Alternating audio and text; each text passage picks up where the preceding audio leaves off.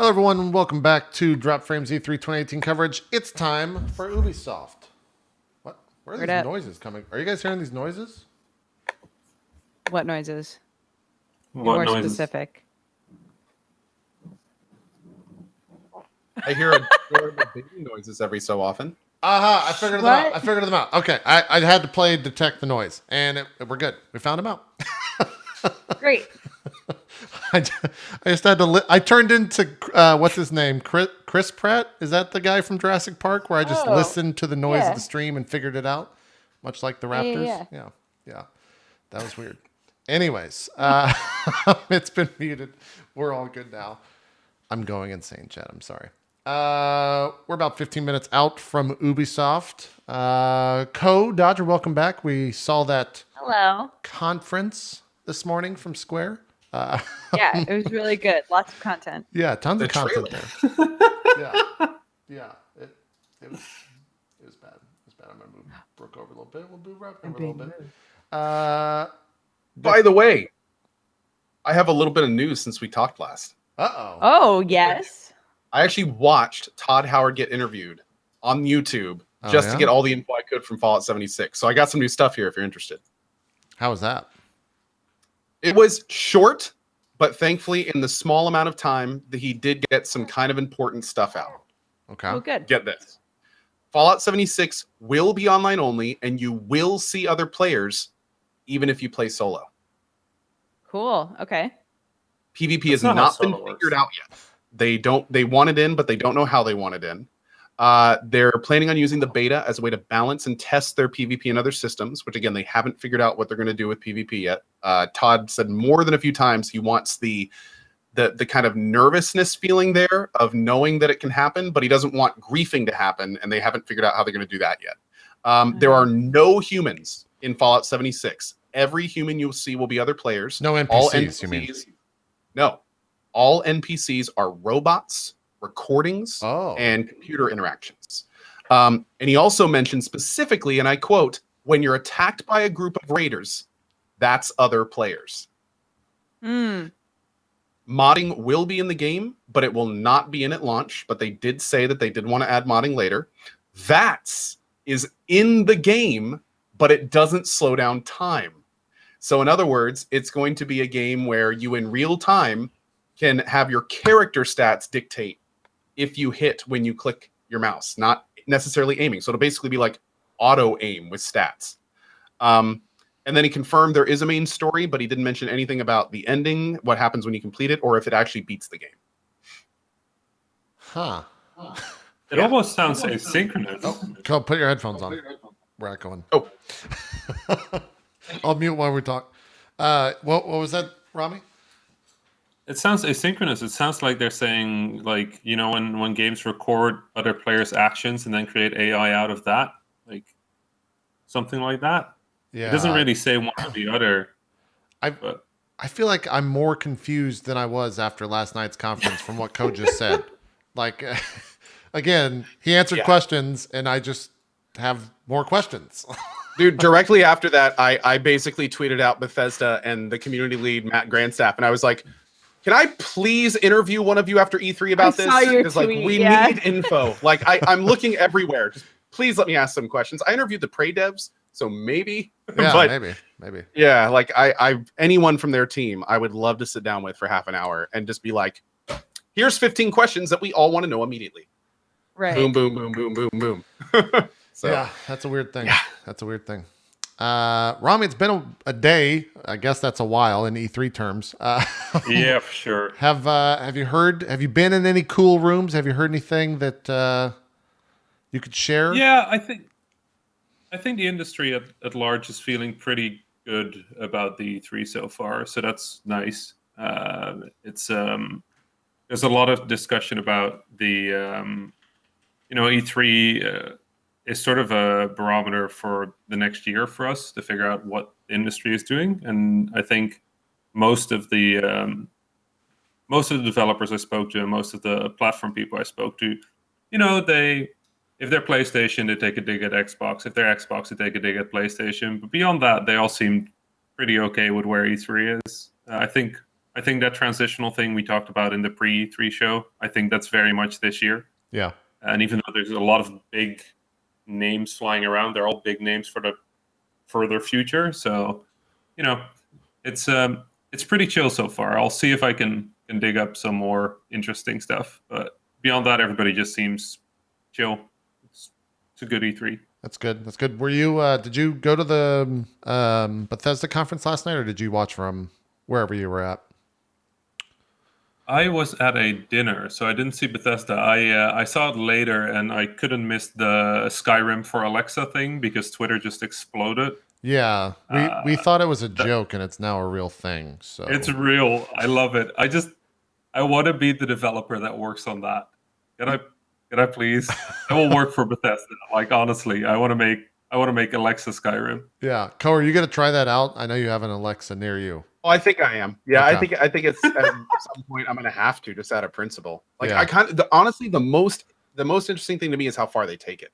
Right. Like how long can I really do this? Is this like a 5-minute lull? This is fun kind of thing, or did you like? Is this going to be a it a real multi-hour thing? adventure you're taking me on? Because I'll take your adventure.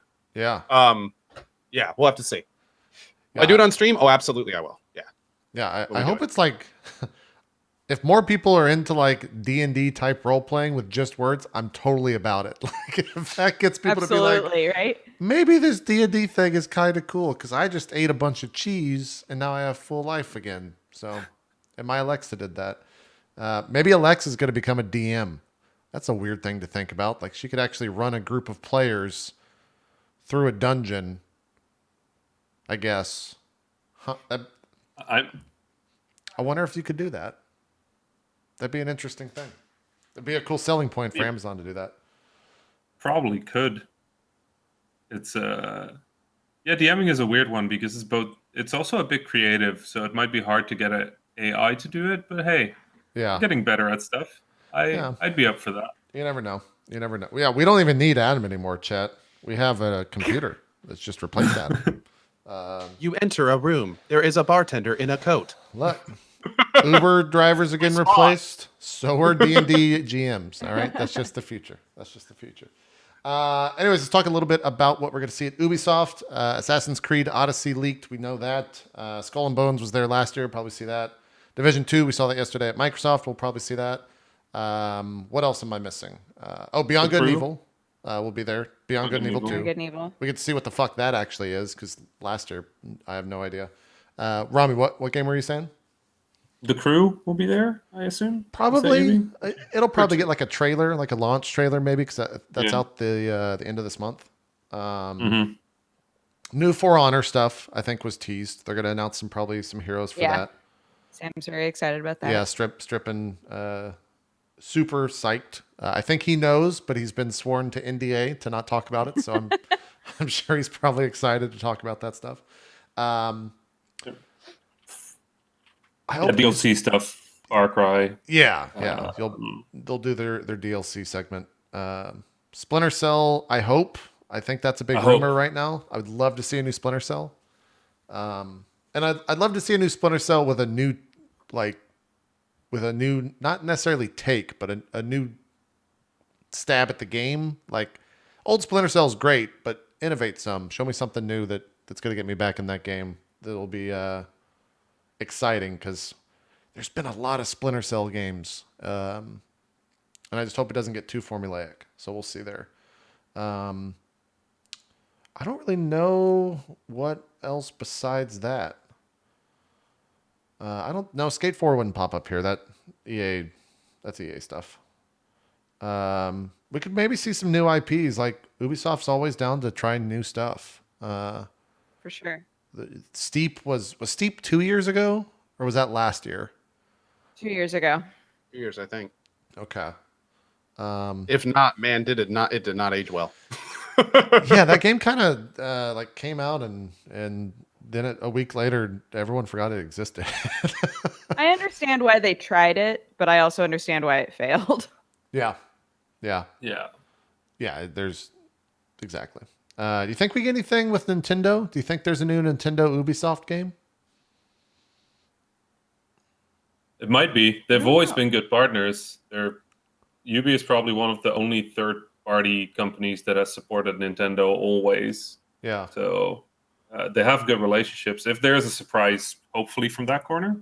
Yeah, that'd be interesting. Someone in chat was saying Rayman. I could see a Rayman on Switch like as a new title. That would make sense. I think it's been a while since we've seen that. I don't really know. Won't see anything Rainbow Six. I don't even know. I guess Rainbow Six will probably get like a hey, we just launched these new operators. More of a reminder. Yeah, last week. Probably tournament stuff, some league stuff, maybe some new cosmetics on the store. Like they always push Rainbow Six Siege. That's kind of like they're slow and steady. Right. Chad was saying there was a tease for a space game in Watch Dogs 2, and I do remember something about that a while back. That they found a game within Watch Dogs 2 that was like on the, I think like on the new stuff, if I remember correctly. They also have confirmed a new Just Dance. I don't know if anybody said that. Oh, who's gonna sing? Who's the musical act? Who do we think? Oh shit. I hope Andrew WK again. I'd be okay with Andrew WK, but I hope it's Dua Lipa. I want Dua Lipa to come out there and perform. That'd be great. I don't think it's her. No, Chad, it's not going to be me. Kanye or Usher? No, it won't. I don't. Usher. They've already done their stuff. Jack Black. There you go. Let's get Jack Black back. Yeah. He's on the new Gorillaz song. It could be. Wait, is he really?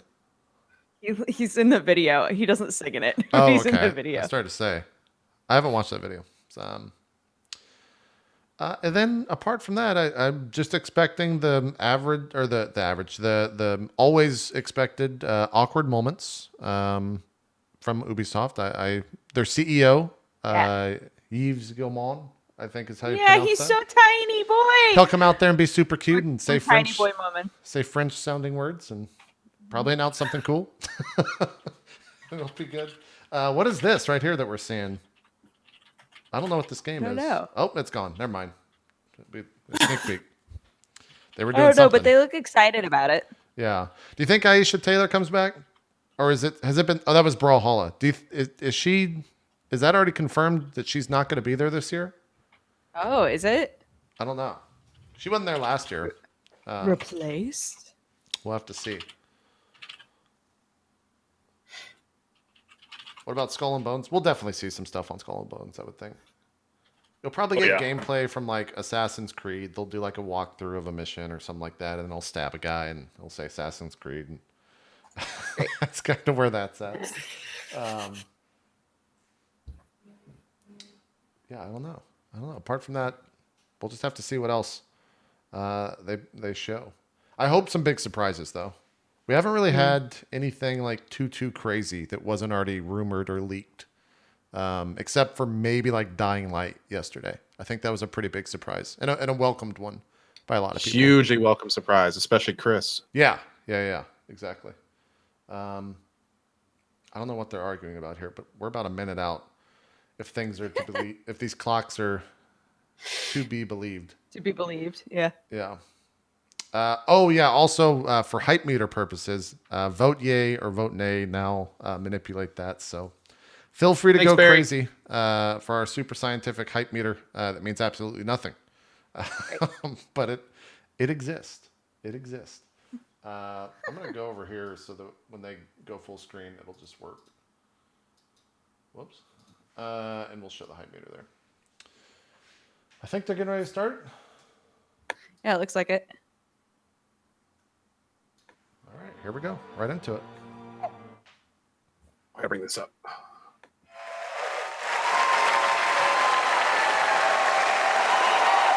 Yes, the mic doesn't work. It's not just me. Ubisoft's E3 2018 Thank you for joining us here in the theater. Who are these people? And on No idea. On online Kim at Weigand home. and Justin Levy. We cannot wait to show you what we Sounds have familiar. today. And I can promise you, it's more interesting than a keychain. Oh. Too soon, maybe? Too soon? I don't know. Up in the balcony, are you guys ready? Was that the Assassin's Creed leak nod? Because it leaked on a keychain? Is that what that was? Stop, players! All right, everybody. Everybody at home, are you ready? Yes. Yes. We're just gonna assume that they're ready. Well, if you're ready for the biggest Oh, gaming, no. Good biggest start, show good in start. gaming, then let's start the show. Let's do it. Let's do it. That was all right.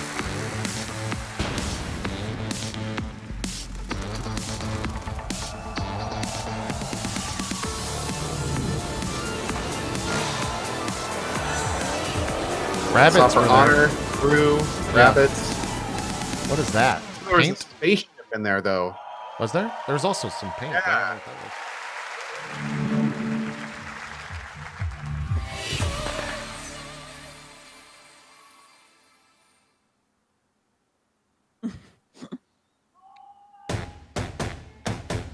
Yes, good. I am totally on board Ubisoft is so far. back, motherfuckers! Let's go! Oh, GG. It's Just Dance. Got it. God Oh, it is? damn! Oh, see, I just thought this was just something crazy.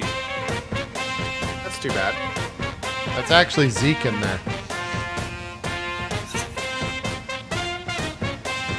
Did they like film this in the back alley, or is this live? Like what? Oh my god, I want it to be live They're gonna so walk- bad. Please Are walk they up gonna to walk the stage. into the conference? Yes! Please do it. I don't know. This is actually making me hype, and that's so stupid. It's so stupid. It's the bear. It's the bear. Oh, here they come. They just zoomed in on. Okay. What is this battle royale? Just Dance Battle Royale. Just Dance Battle Royale. Oh my god. What the? Who is that supposed to be? Who are any of them supposed to be, JB? No, you know, you're right. One's a bear. That's all we got.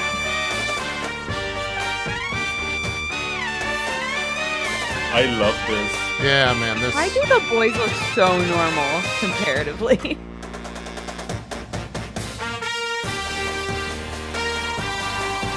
Oh yeah. The crowd's into it, man. Chat is super hyped right now. Dude, this is good. This is on. Like, it's not cringy. It's just great.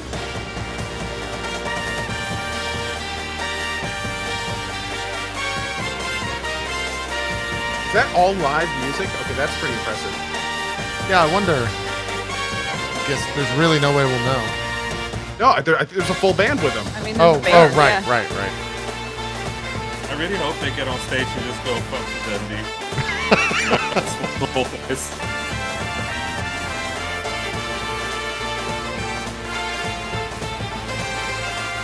I love that they have a built-in reason to just do weird music shit every year. It's great. Yeah, this game I don't give a fuck about actually playing it, but it exists for this reason, for my enjoyment and entertainment every E3.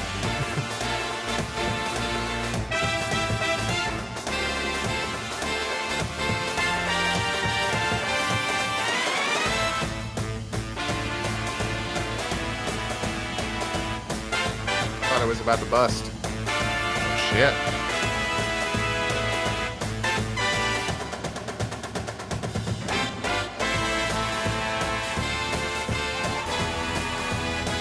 I love video games. I love our industry, guys. We said on Wednesday you're gonna have a smile on your face one way or the other at Ubi, and here we are. Wow. Look at that guy in the front. Look at that dude with his hat. Very front. Yes, he's thugging so hard.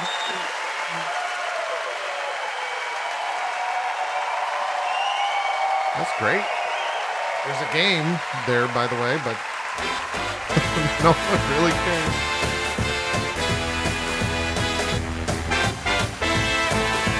Of course, the dancing panda is when Baru isn't here.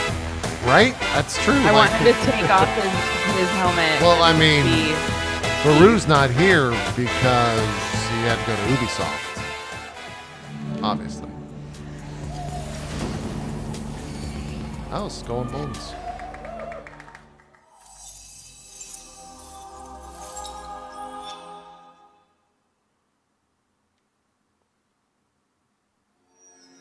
No, this is not. What is? Skull and Bones, guys. Yeah, it's a game about pirate ships.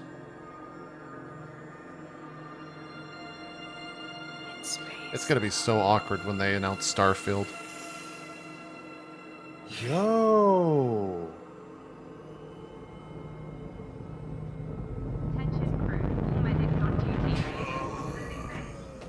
Oh, is this Beyond Good and Evil 2? Yep. Cook, do you hear me? Roger, Uma. Half the crew Yeah. is dead drunk in my sick bay after eating your miraculous space chili. Any thoughts? Well, I have no idea what you mean. Our food is healthy. Invigorating. Captain to crew. Dead monkey in the crow's nest. I repeat, monkey down. El Space Chili strikes again. Copy that, Captain. Hey, Paige. Bet we could use your space chili to overclock our engines. Negativo, mi amor. Only you can melt my circuits. Keep laughing, fools. The key ingredient to good cooking is love.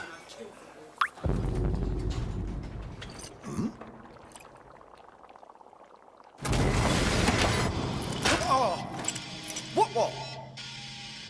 Engineering to officers, we are dead in the water. I repeat. Main engines are cursed. Nox, come in. What have we got on the scanners? Jack shit. Nada. Hey, wait. I see something. 3 o'clock starboard. It's massive. Like, get back here, Shani. Haul off!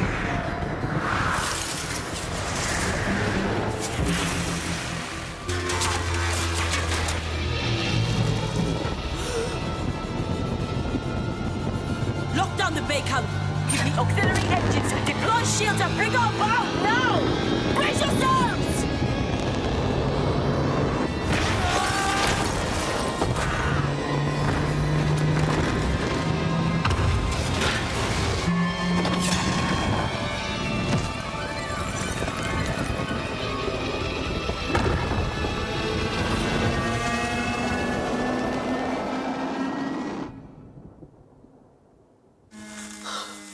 Gods protect us.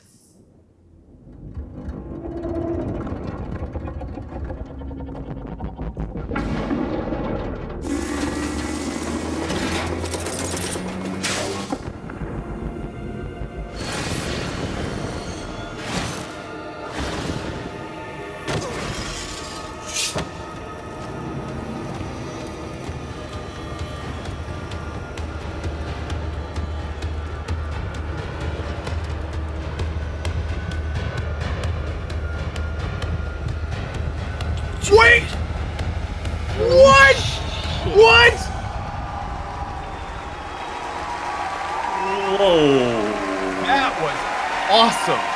That's a pretty cool story. Damn. Thing. I really want to know. A movie about that. I want to know what that game is now. Hi. Thank you. Like what you actually do. Hello, I'm Gabrielle Schrager, narrative director. And I'm Guillaume Brunier, senior producer. We are so happy to be back this year to share our progress on our space opera, Beyond Good and Evil 2, a game full of wonder, emotion, danger, and high-stakes drama. Last year, you all saw the enigmatic green-eyed Captain Dakini leading the legendary crew of the Gada on a quest to discover the location and the mystery behind a deep space artifact known as Moksha. But Dakini has since gone missing. Shani is now captain of the Gada, and she's leading a crew into the deep, This unexplored was on Cell's space game, beyond right? System Like, 3, when they come couldn't he be face out to there? face with their nemesis. Fans will have recognized a ferocious young Jade.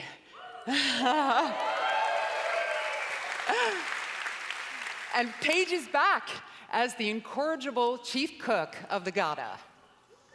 We've got 2 other officers, Uma, the holistic chief medic, and Callum, our chief engineer. And all of these legendary characters will be playing a major role in our prequel. Today, we are proud to represent our growing production team in Montpellier, Barcelona, Bordeaux, and Sofia Thanks, everyone, for making it happen.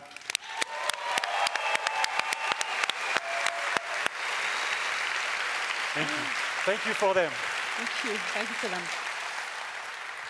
In BGE2, you are a space pirate captain in a distant galaxy near the end of the 24th century. Yep. At this year's E3, we will be showcasing a new behind closed doors demo offering a first look at our major location, the sacred city of Ganesha. Oh. Now, let's take a look at our first Here we go. Let's go. Gameplay. Here we go.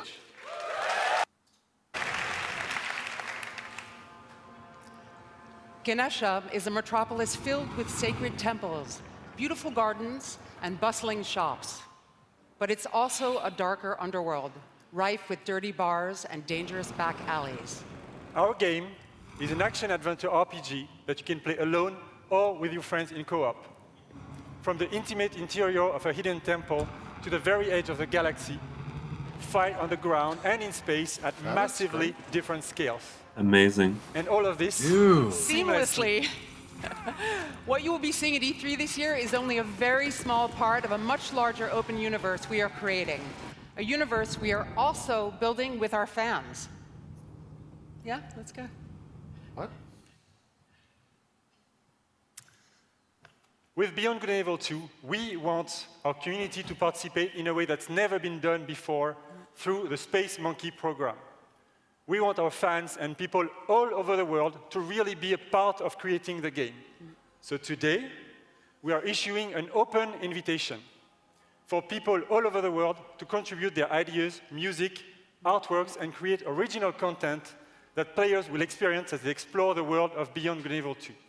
And there is literally a universe of ways for artists to express themselves, from giant frescoes to murals, street art, music, radio content, and much more. To do this, we have partnered with a company at the forefront of community collaboration, Hit Record. And here, to tell us more, is their founder, Joseph Gordon-Levitt. Holy shit. That's pretty cool. I like how chat is like, there will be so many hidden penises in this game. Thank you. Oh, hey. It's that he's guy. the CEO I of love this theater. Record. So thanks to you guys, thanks Guillaume, and thanks to Gabrielle. It's really good to be here. I'm super excited to do this. For those of you who don't know, Hit Record is this thing that I've been making for a long, long time. It's really dear to me, and it's a place where people all over the world work together on short films or music or art, all kinds of projects. This is the first time we're making stuff that's going to go into a video game. So it's a little bit different than other like creative platforms that you can find on the internet, because the point of Hit Record, it isn't just to post and promote stuff that you've made on your own. The point is to collaborate. So, like when we're making music for Beyond Good and Evil 2, it's not just going to be a thing like a contest where people submit songs and then we pick one or two of them and we put them in the game. We're going to be really making the songs together. And the same goes for the visual assets that we'll be creating. So whether you're a writer, a musician, an illustrator, if you're a pro-level artist, or if you're just someone who really cares about Beyond Good and Evil and that world and you love it and you want to be a part of it, there's going to be ways for you to contribute. Our first creative challenges are live. As of like now, someone's at my office pushing the button, like very nervous. You guys are doing great. And yeah, so come to our site, check out the Beyond Good and Evil 2 page at hitrecord.org, and that's it. Go do that shit. Thanks. It's pretty crazy how, like, that. I feel like Hit Record and Ubisoft kind of fuse right together. Like that's a perfect pairing. Yeah.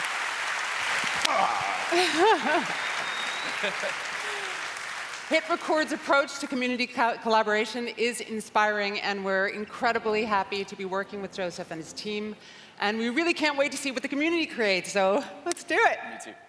We will be showcasing some of this content at our very first dedicated community event, the BG Fest, which will take place in Montpellier this fall. Thanks, everyone. Have a great E3. I thought he said the BJ Fest, and I was like, whoa. French people know how to get down. Yeah. My Twitch screen keeps freezing. Oh, weird. Oh, mic's still on. Hot mic.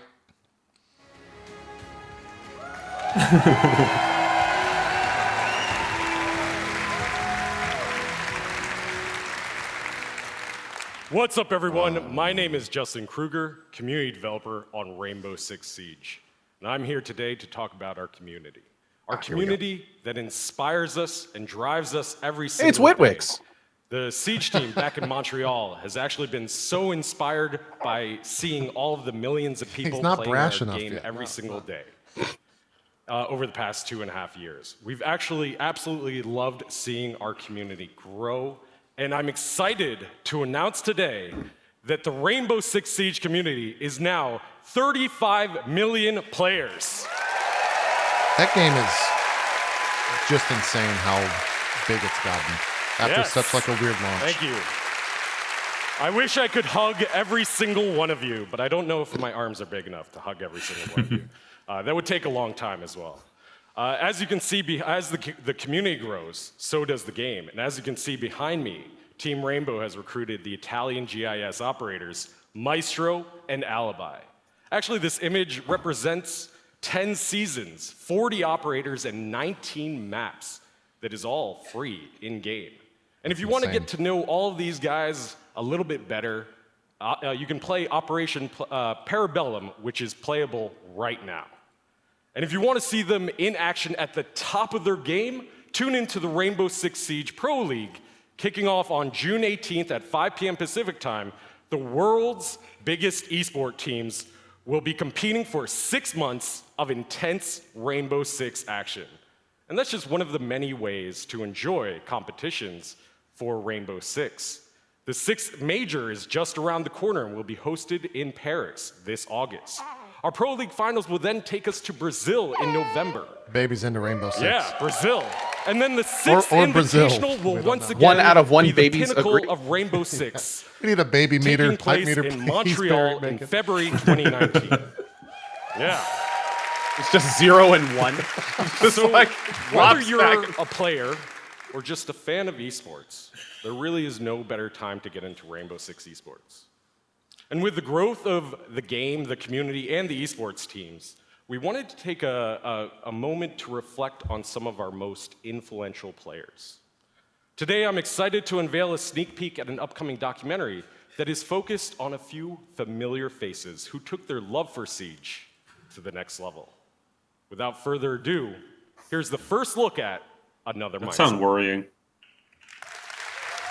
What, they're doing a documentary? That people took their love for the game to another level. That is like the greatest I wanna injury to know. ever happen to me. Only because it brought Siege to me.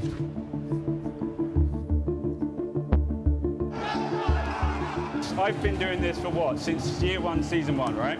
And I failed, and then finally we started succeeding. Yeah. So that's what we're gonna do. We're gonna come back. Chat, real talk a little bit. Is anyone hyped for Rainbow Six League stuff?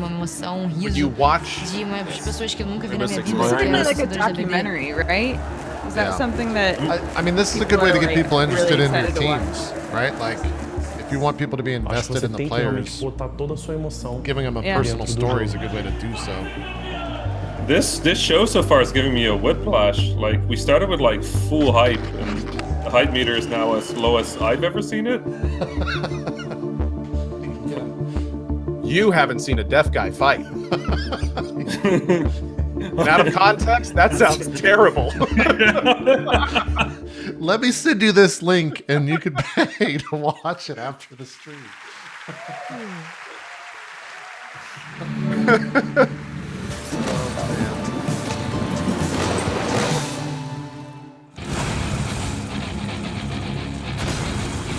Crew, what is it?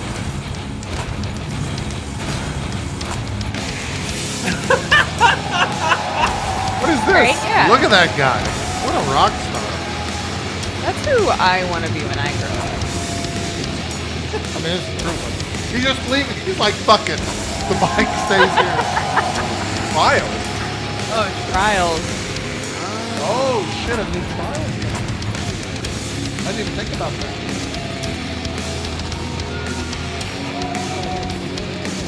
Go big or go home, right?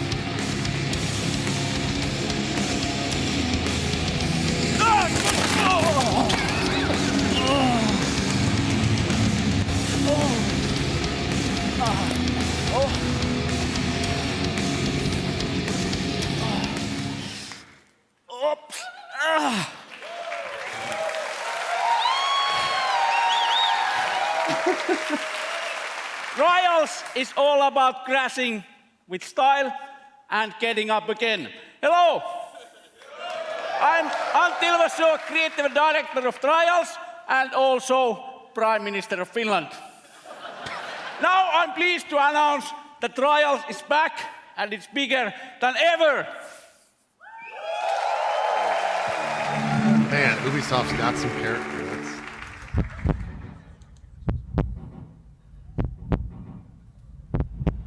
Holy shit.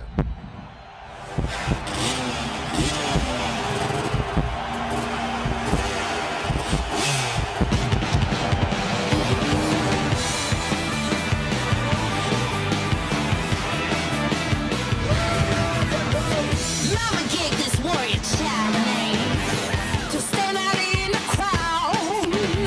Take that fire you got deep inside and burn this house to the ground. You're gonna know my name. You're gonna know my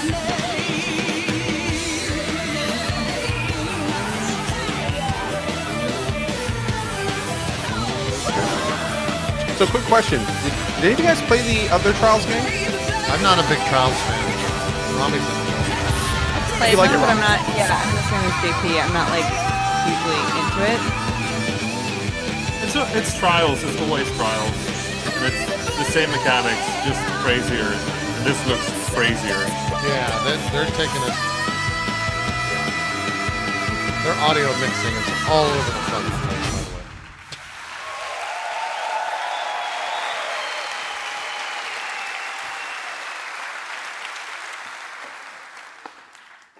Sorry about that.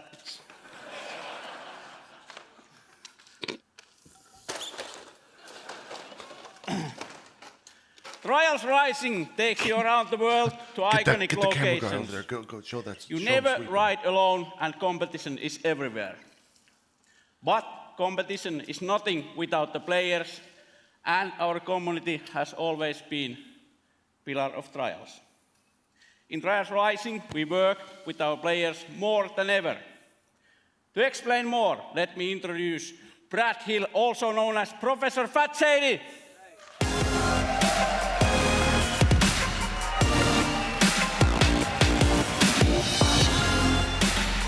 this guy like a YouTube person or an Ubisoft employee?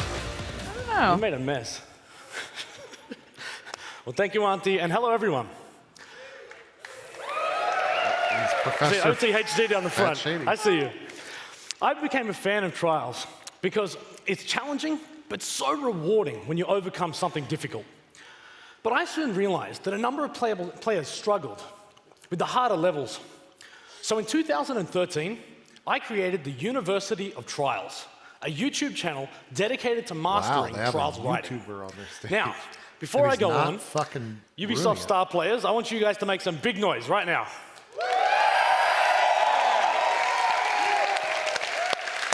All right.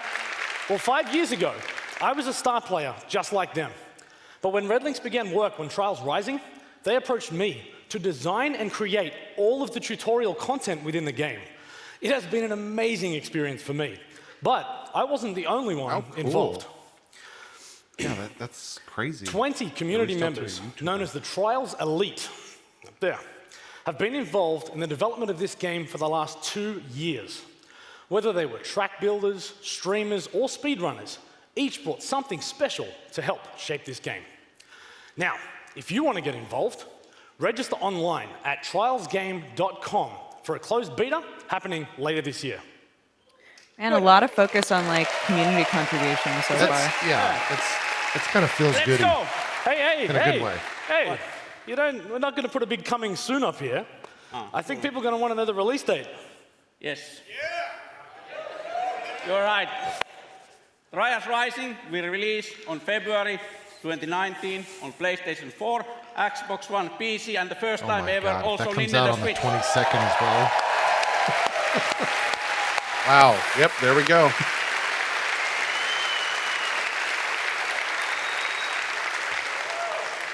If you are E3, come to our booth and we'll show what Trials is about. Crashing with style and getting up again. Let's get out. Let's go. Thank you, Let's go. everyone. Have a nice E3. Yeah.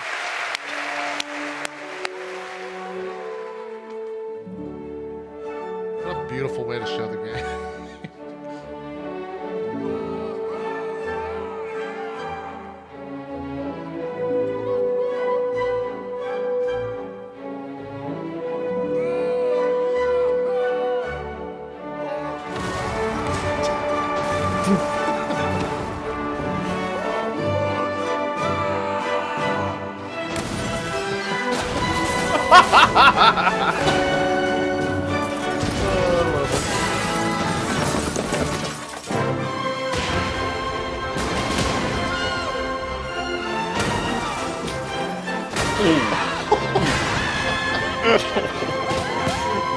Holy shit, someone saw Tomb Raider was like, guys, we need to murder people. I could just watch every level of this. This would be fine. Oh my god.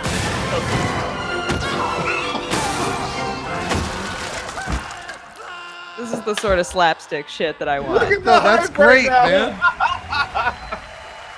I'm fucking. This is great. So I'm loving everything they're doing. Very entertaining.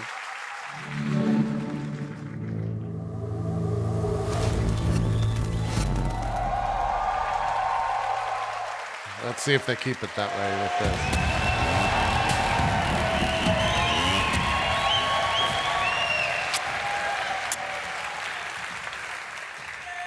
My name is Julian Garrity, and I'm the creative director on Tom Clancy's The Division 2. On Black Friday, a strain of the smallpox virus was released on dollar bills in New York City. The infection and chaos spread across the nation. 7 months later, the virus has mostly burnt itself out, but America is tearing itself apart. Washington, D.C. is at the heart of this battle, under constant threat from dangerous factions. Oh, that poor height meter. Get the camera out of the way. In their survival lies the seed for the rebirth of society.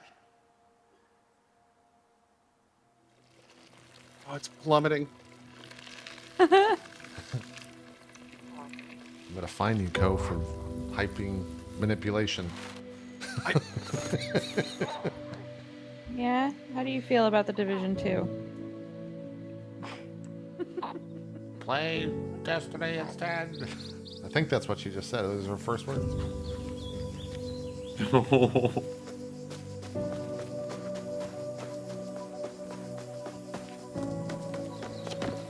If this kid dies,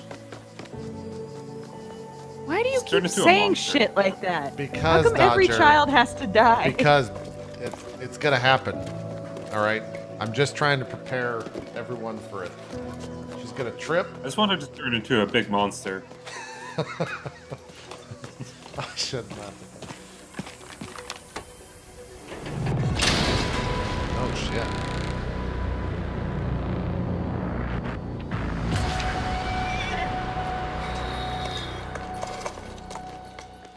Oh. Are you gonna shoot horses in this? What?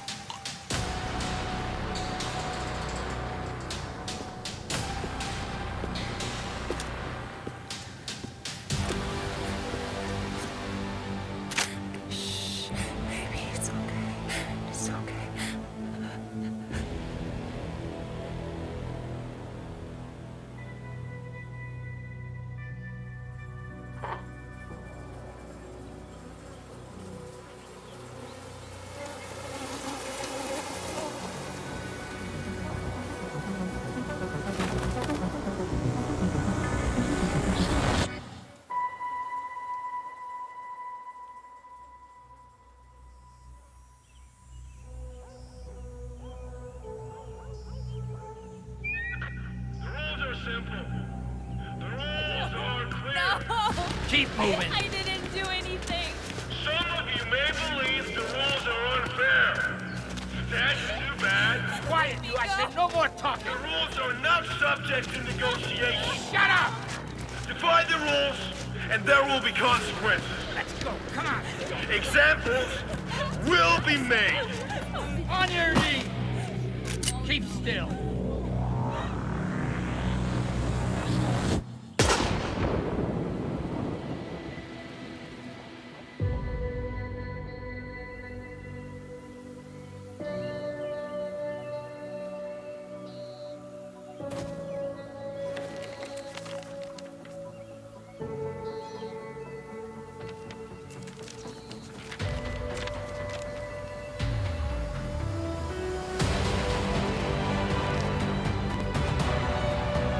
Kid died. You're right.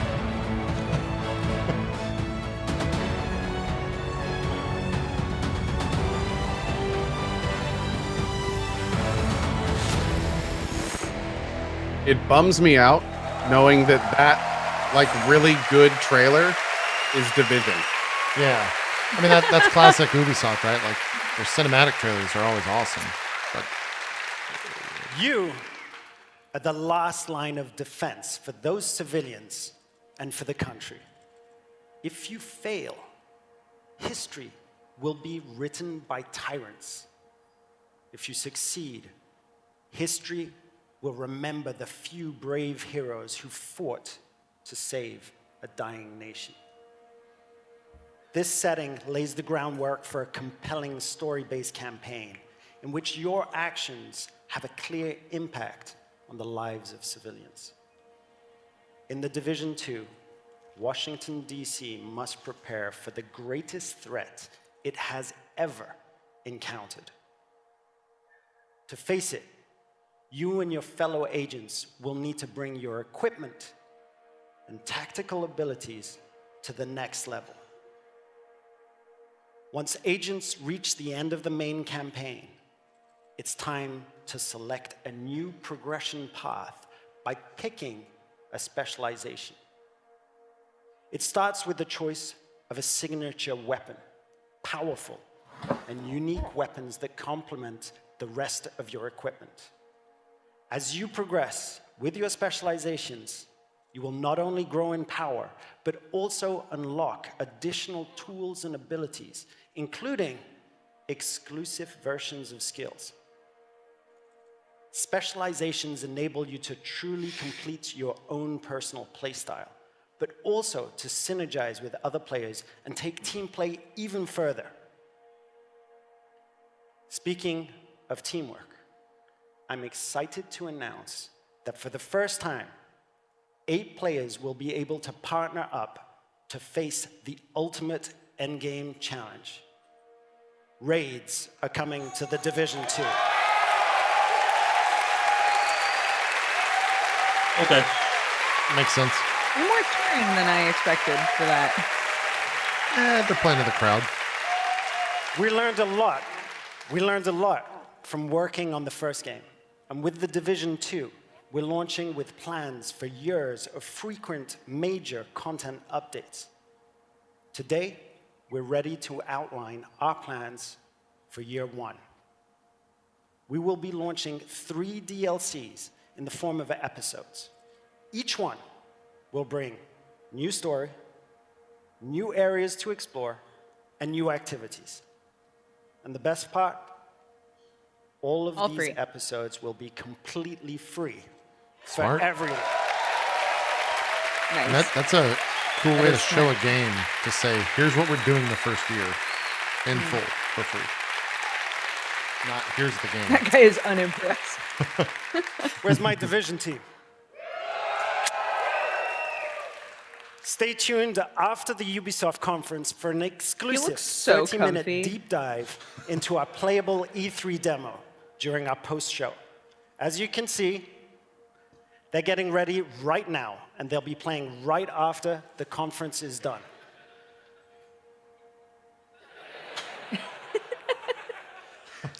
Until then, remember, this is history's defining moment. Hope for the future lies in you, agents of the Division. Thank you.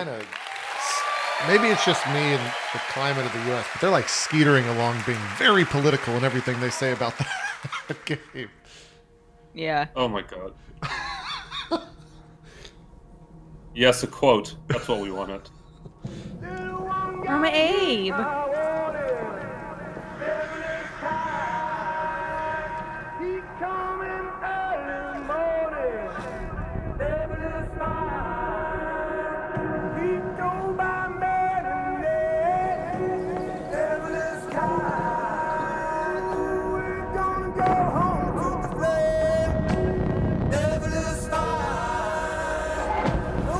So, real quick while this is playing, they said when you get to the end of the main quest line, you pick a specialization. Do you also pick a class at the beginning? I don't know enough about Division to answer that. We'll see what chat helps with that. Although they're just voting yay or nay. Yeah. No classes. All of our chats have become for this. Yeah, no classes according to chat. Oh.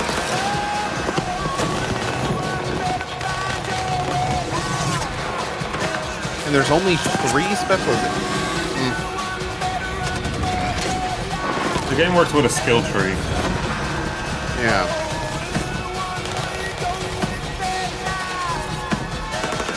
I'm really trying to find reasons to try the Division 2. I'm like reaching. Yeah, I feel the same. I want to play this, but also... Was that a First Division release date? had a pretty good VR that they added, right? Something like surprised They had a that they game didn't they added mention that that. people really seem to like. Yeah. It's gotten a lot of updates too. I mean, there's regular players at the Division. Uh-oh. Is this Rayman? Oh, maybe. What the hell? This is totally Rayman. Drum? Drum set.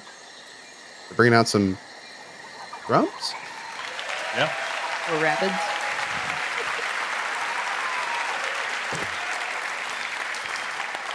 Andrew WK, welcome Hi, back. I'm Xavier Manzanares, lead producer.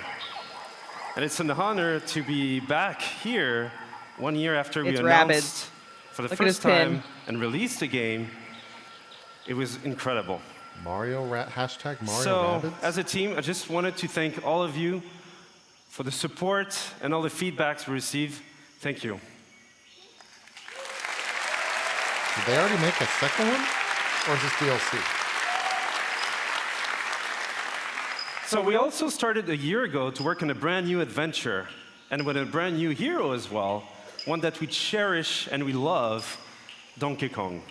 So for today, we wanted to celebrate the upcoming release of the Donkey Kong adventure, and what better with music than with Grant Kirkhope, our composer, and the band Critical Hit. So please enjoy. Thank you. This might be good. Cool. Grand.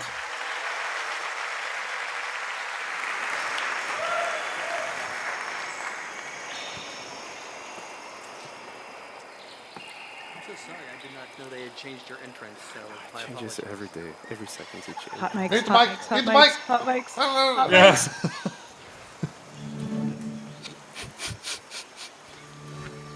And twice now. Yeah. Well, the first one was good. That one was like, my fucking thing changes every day.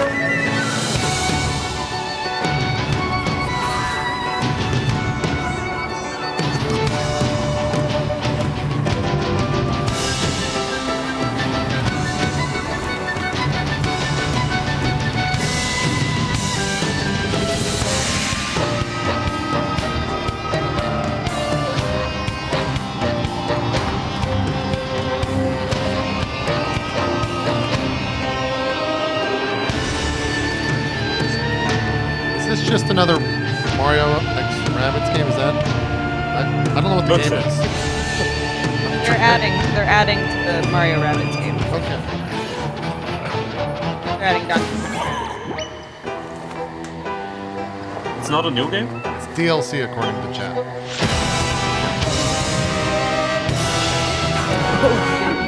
It's a big old boy.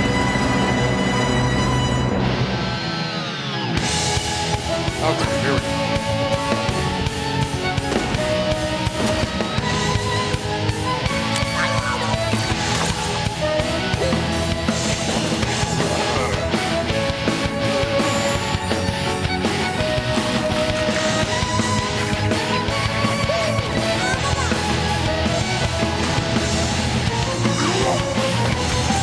That guitar is just rocking out.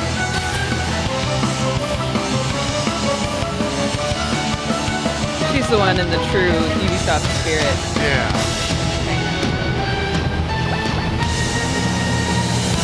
Look at that big boy! He's huge! Wow, June 26th, 15 days.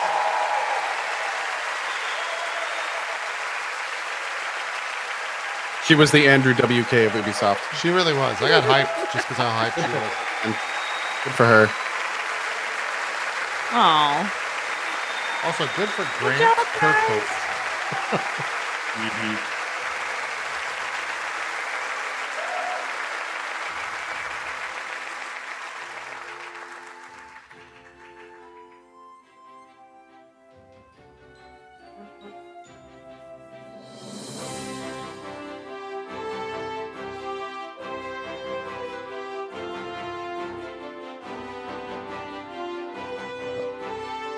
Are they supposed to cut away to I'm waiting for the hot mic moment. Yeah, well. Hey, where the fuck is Jim? Someone get Jim. There we go. Okay. I guess they were waiting to roll the trailer until the thing was Skull and Bones now? Brian? Oh. That was hot mic.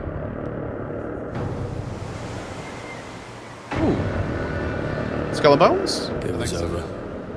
The old guard was wiped out. Is this right ear heavy? Those who kneeled were now at the gates of hell. They were killing us off, burning our seas from shore to shore. Is this only coming in right side for you guys? Yeah, the panning's off. We thought there was no way I'm gonna the fix Empire it on could win mine. this game. Let me know when it fixes. As fate would have for you it, guys. the tide It's coming turned in through our favor again. normal for me. A new wind was at our backs, blowing us straight to heaven. In our new Eden, there was only one rule. First come, first serve. The voice is on. It was dog eat dog. We became kings, queens, lords, and masters of our own new worlds. Fortunes poured down on us. They had their empire. Now it was Yeah, you're our right. turn. His voice is only on the right.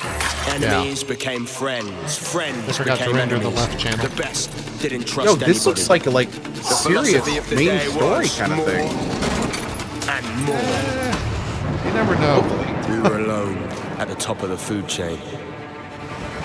Didn't they say that it was going to be mostly multiplayer? I think so, yeah. Well, we thought we were. Is that the Kraken? This is also beyond good and evil. In a dog-eat-dog world, we were wolves. And wolves hunt in packs.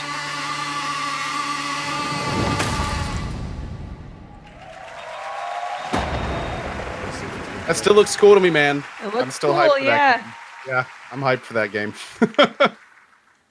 World of Skull and Bones, there are soulless empires. There are Nice greedy scarf, trading bro. companies, and of course, Everyone's really ruthless well pirate dressed. games sailing the seas. But there are no heroes. Hello, my name is Justin Farron, Creative Director at Ubisoft Singapore. And for the past year, my team and I have been anxiously awaiting this moment to invite you, our fans, to join the hunt here at E3 2018. Piracy is dead in the Caribbean. The Empire is crushing all those who oppose them. So your next big score? The Indian Ocean, home to the richest trade routes in the world, where merchant ships carry cargo worth over $10 billion a year. And you're gonna steal every last fucking coin. Whoa. First, you need a target. You pick up intel on a heavily guarded frigate, fat with African diamonds meant for the Grand Mogul of India. That treasure will help you claw your way to the top, to become the pirate that no empire can take down. Second, you must know your hunting ground. Our reactive and evolving world is reflected in what we call fortunes, presented to you by Taljeed, the fortune teller. Now, fortunes reveal changes in factions, weather, and the trade routes themselves.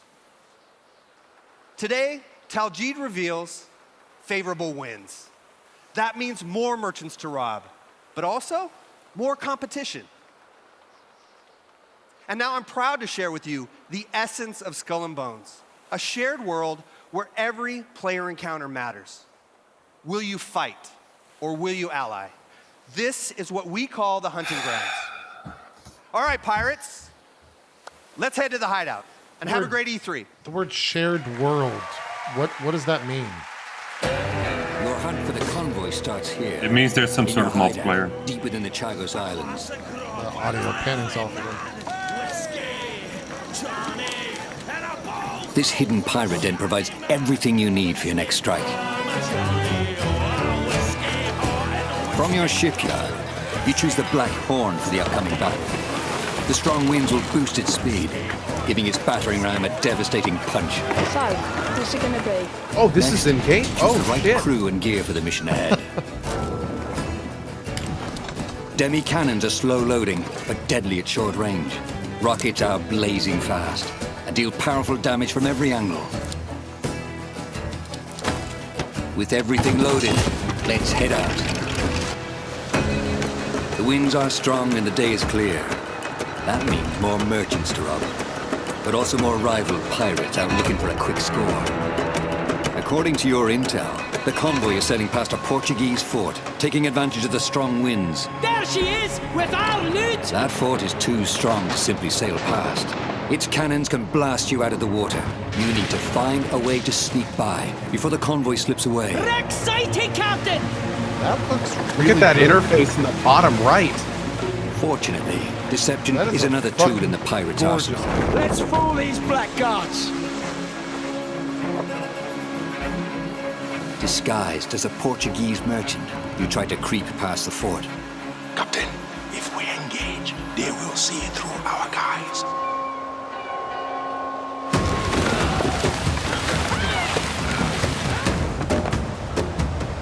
Portuguese merchant and escort! This island provides perfect cover for a surprise attack. Is this a single-player mission? Plots the optimal course for an intercept, rigging your sails for speed. You want to catch your victim off guard. This game looks gorgeous. There she is! It does.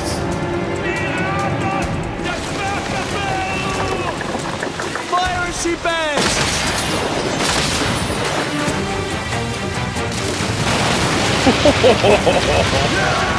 That got her good!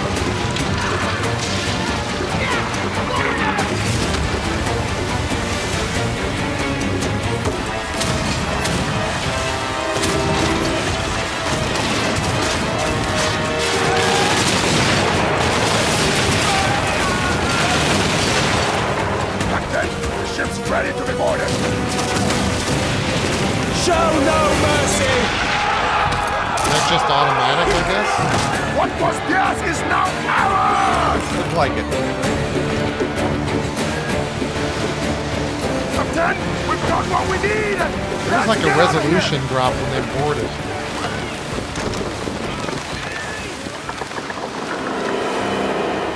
All that water. Yeah, that. Wow. Warship sighted! Portuguese frigate ahoy! Your attack has alerted a powerful Portuguese warship. At the helm is a Commodore, too tough to handle on your own. Even worse, you could lose your loot. You need help, and you need it fast. That one's with us! Other captains have answered your call. 4 against 1 should even the odds. So you can just do that at the drop of a hat? Yep. Your side forms a tight squadron, So using is it a coordinated battle persistent plan. forward? It sounds it. The enemy strikes first. The first ship goes down, breaking your formation. Thanks for your help, buddy. Let it come to my work, you fucking idiots.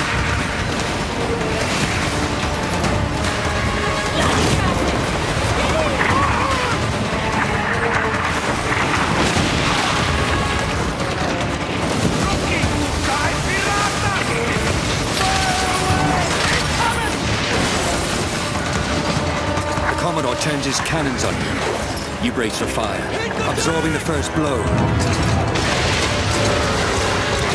Your allies maneuver for position. The Royal Fortune acts as a tank, drawing the Commodore's fire. It unleashes its special ability, Siege Mode. Once anchored, it can fire its cannons without limits. The Jaeger slips into position with its powerful cannon. Its special ability delivers 8 shots in a single blast, increasing the odds for a critical hit.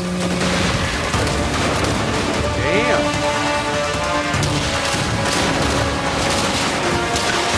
This is like that old space game Royal called Fortune can't hold out much longer. It's up to you to land the killing blow. Full speed or we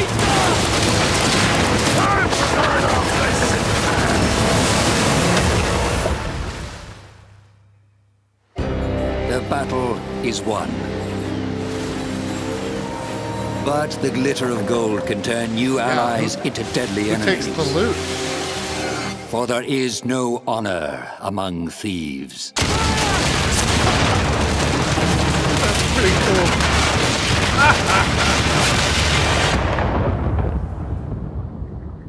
Oh, I can't wait for that one. I want to know more how that's like structured. That's gonna be a game that's just fun to play though. Like the ship combat is just gonna be fun. Yeah.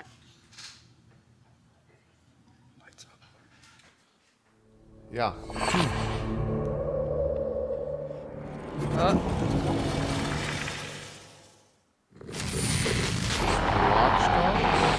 To the digital space. Oh no, this is that yeah, VR Elijah game. Wood thing. Yep. You're completely safe. This never came out, right? It's not out yet? That's him right there, Mr. Wood. Oh shit, there he is. It's photo. Hello, I everyone. punched him My once. name is Elijah Wood, co-founder of SpectreVision. Though we're known for our film content, we're also avid gamers. And the opportunity to partner with Ubisoft was something we had to be a part of. And my name is Benoit Richer, game director on Transference. Together, we combine the storytelling techniques of film with the interactivity of video games, enabling us to create this unique, deeply immersive world with a dark and unsettling narrative. Have you ever dreamed it's of time for entering the someone beta else's for Stone consciousness, exploring their darkest thoughts and most intimate secrets? In Transference, Shout out to everyone spamming Harry with Potter in Transference, chat. we're bringing You guys are just with Transference, we're bringing a That's really good. first-person I prefer Frodo. exploration game into a chilling new dimension. To escape, you must go hands-on to search for clues, solve puzzles while shifting between the perspectives of each family member, and attempt to piece together the mystery. This fall, in VR and on traditional platforms, we welcome you to uncover the secrets hiding in this mind-bending psychological thriller that will leave you with haunting memories long after you put down the controller. This is Transference. What's going on?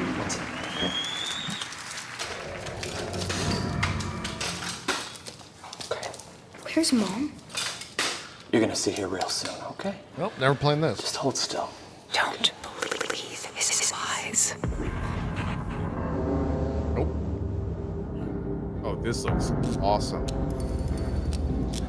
Are you comfortable? I know this rig's a bit cumbersome, but that's always the way with these new prototypes, huh? And all you have to do is just be. I know things haven't been so great lately, okay? I do. I've been a lousy father, huh? Unable. Lousy husband, too. You should go to sleep. You've seen how rotten that's gotten, huh? But all that is gonna change.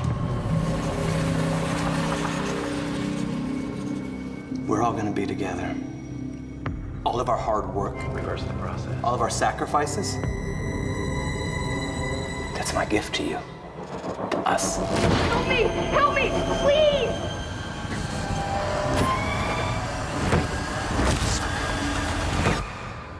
Dad? Why are you doing this? I love you, son. I love you with all of my heart.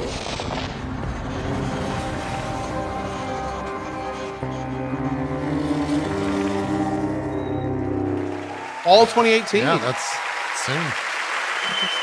I won't be playing it, but it's soon. I will never play that. I Yeah. will watch someone else play Oh, that can fuck right off. That looks awesome. That looks really cool. I have waited so long for What the this. shit? Oh, this is that space game we saw earlier. Isn't this the Toys to Life game, though? The world of Atlas to the harvest. What are we waiting for? Let's get Yeah, out there. this is the Toys to Life shit. Go show them what Starlink can do.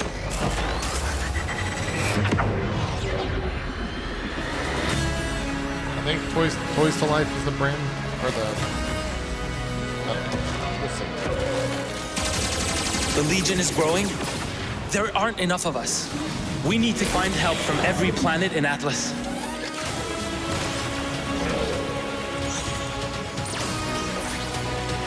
It looks like No Man's Sky. Yeah. Yeah.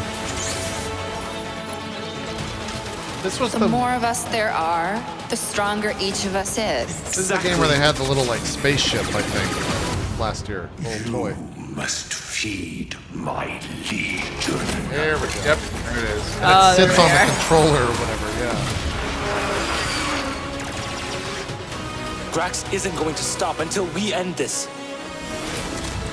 Wait, what? It stays there? Yeah. And it senses when you In put like an things on and amiibo? off to it. Yeah, sort of, except when you click things onto it, it actually scans it right into the game. So you can switch weapons. If I was like 13, that would be the sickest fucking game right there. Yeah, that's true. I'd be so upset if I tried to click on the thing and fumble it in a big fight. Your controller falls and shatters. Yeah. Thank you. Hello everyone, I'm Laurent Melville, Creative Director on Starlink Battle for Atlas. Last year, revealed our modular starship innovation to the world and showed you how players could reconfigure it instantly to adapt really to any into this one, by challenge. the way. This year, we're excited to show you the depth of the open world that we've built and put the game directly into your hands. We're going to take you on a journey 400 light years away from Earth to the Atlas star system. Discover exotic planets, meet fascinating local factions, and forge your alliance. Upgrade your pilots, starships, and gear, and unleash devastating combos to save Atlas from the relentless Forgotten Legion. The mission will not be easy. Atlas is a dangerous place, and our heroes will need all the help they can get. I really like the person who keeps saying No Man's Skylander. It's good.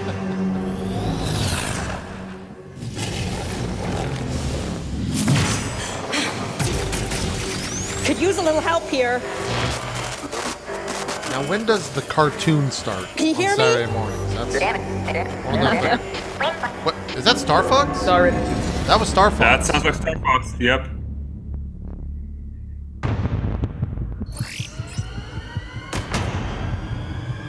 Oh shit. Oh my god, they're doing it. Oh shit. All right, well, I might have Let's to... rock and roll, boys. Let's watch that hype meter.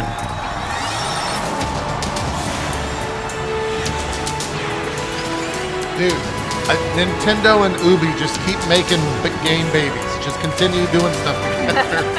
That's fucking cool.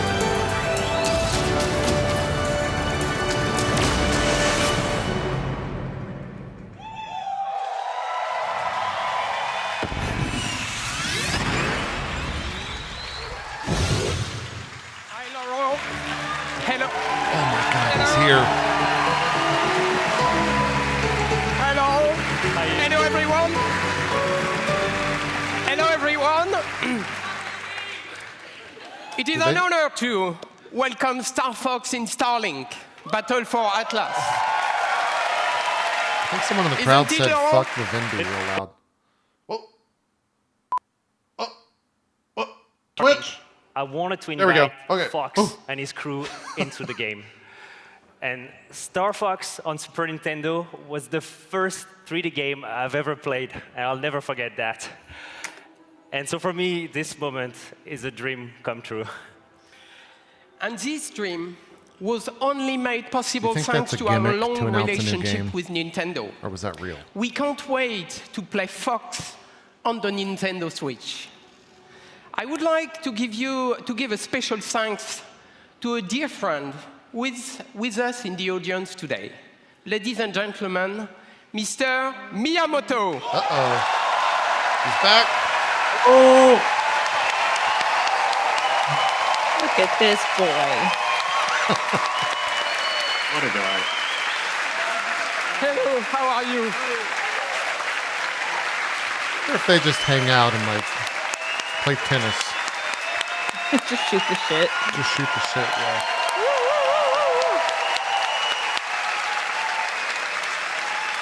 So I know you were coming today, so I came with a gift.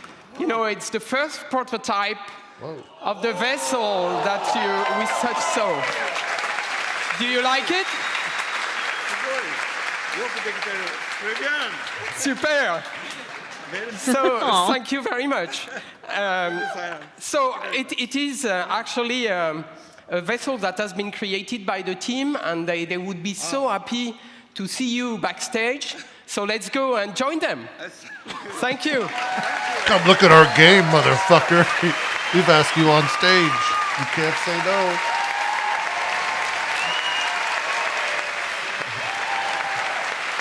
Oh my god, if he just chucked it. That'd be so You're like, oh. What a power move. Thank you, Mr. Miyamoto. And thank you, Eve. For everyone at E3, please be sure to come by the Ubisoft booth, where we'll have a full hands-on demo for you to try. For everyone else, Starlink will launch on all consoles on October 16th with Star Fox as an exclusive Nintendo Switch experience. Huh.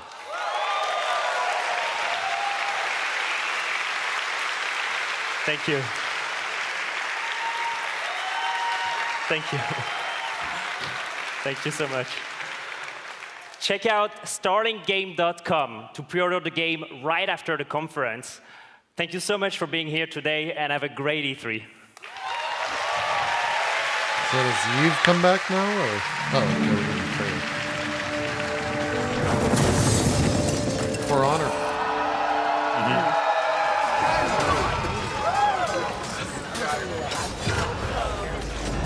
Are we gonna see some familiar faces here?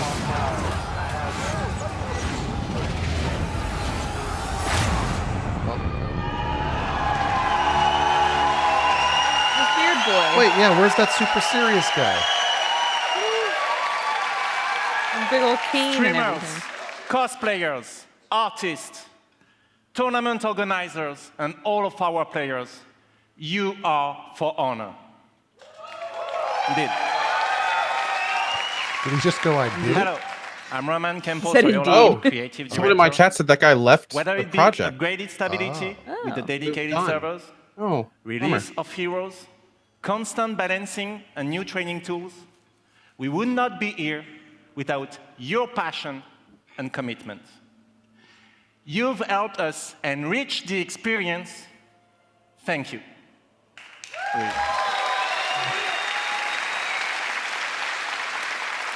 But actions speak louder than words, right? In celebration of E3, we are inviting new players to join. So, if you haven't played For Honor yet, now is your chance. Please. Starting today and until next Monday, we are giving away the PC Starter Edition on Uplay. Download it this week on PC, and it's yours for free. That's a good way to get people to log in. So come, join the fight with us. Yeah, when I did that sponsor stream for them like That's 3 weeks ago, the game's that's not completely all. different. Yeah. Because building on everything that we've learned, we are now ready to expand our world. Oh shit. We're What's adding that mean? ninjas. They already got ninjas. I guess. We're bringing in the Rabbids. Here's Great Kirk Hope to play a song. You see Star Fox swoop in.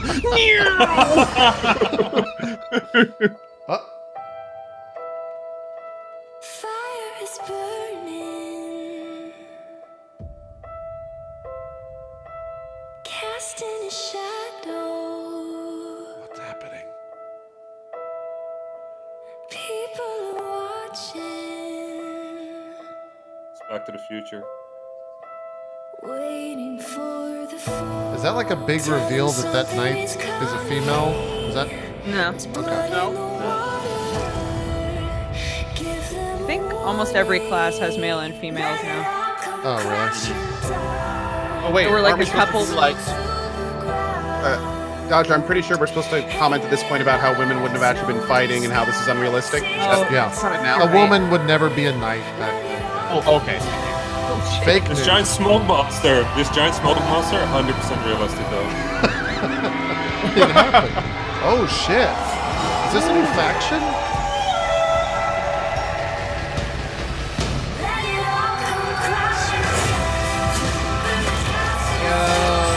Some Romance of the Three Kingdoms shit. What if they're like, we're bringing Dynasty Warriors to For Honor? What if they? That's basically. Damn. That looks cool. But I mean, it looks of it, it's just more people. Yeah. They've been adding tons of people anyway. After the great That's like a new cataclysm faction. that brought knights, Vikings, and samurai to fight, civil war consumed China. Warriors of the Wulin factions fought each other, but failed to establish order. Amid the chaos, 4 warriors of the Wulin now march west. With a new faction, 4 new fighters, visual enhancements, and single-player content yet to be revealed, the Marching Fire update is our biggest and most ambitious addition so far. But this update would not be complete without answering a huge request from our community.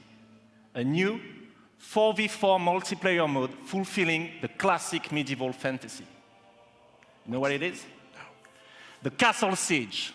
So please, allow me to introduce you to this new mode, Breach. How?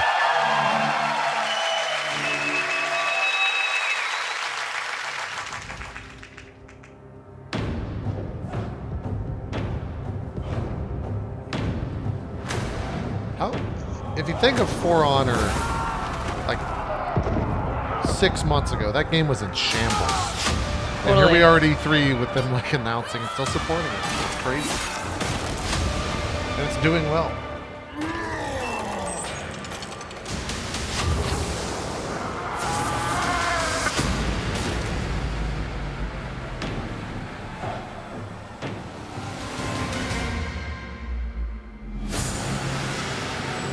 guys look sick.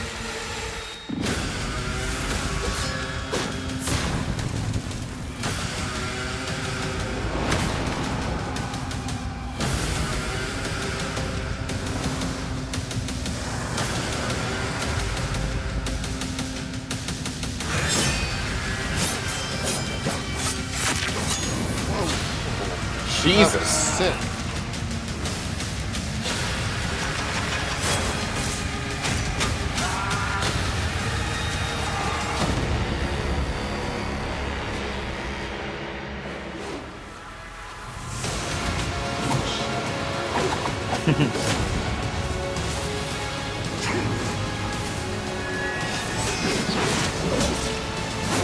Man, he is surprisingly agile. Yeah.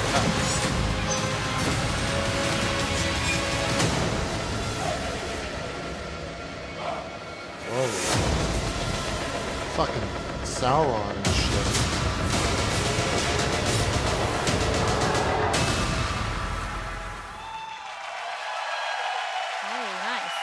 That is a pretty balanced amount of height for that. Yeah. There's the crew 2 shit. Oh, crew 2. Yep. Let's go. Here's what Hi you do to sell everyone, this game. I'm Indose, brand You director on just the show Crew 2. the car changing In to a just plane, a few days, to a boat, freedom back to a car. will be yours. In the trailer. Freedom to get your hands on your dream car, bike, boat, or plane and unleash your passion for motorsports all across the United States. The Crew 2 releases on June 29th, and we are very happy to announce that the open beta will be available on PlayStation 4, Xbox One, and PC on June 21st. But there's more. You can preload the open beta right now, so you'll be ready to hit the road as soon as it starts. Like From all of us at Ivory 10 Tower, days away. welcome to the Crew 2. We really want you to preload early.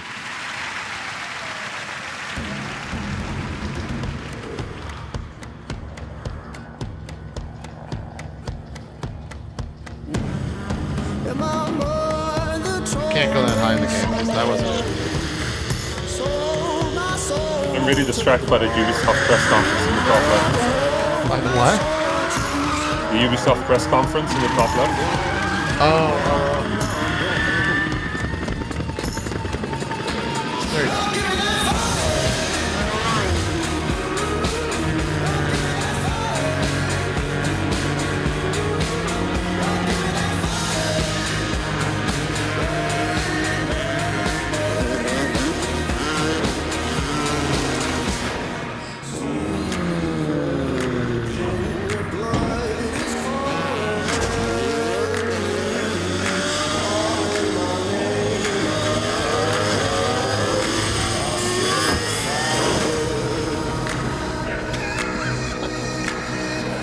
That's illegal.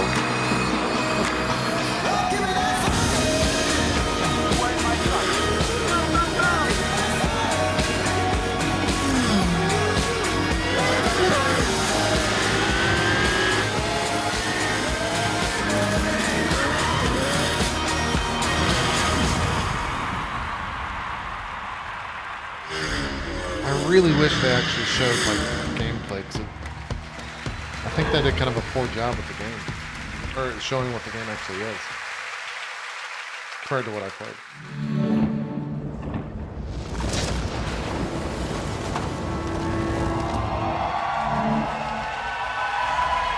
Oh, is this Assassin's Creed? Yeah. How can a child save us all if he's sentenced to die? Tell me, Nikolaos.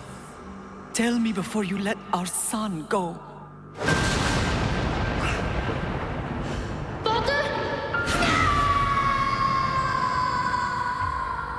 Where we begin does not define who we will become. Oh, maybe you're not playing Bayek. Before you, I see a path.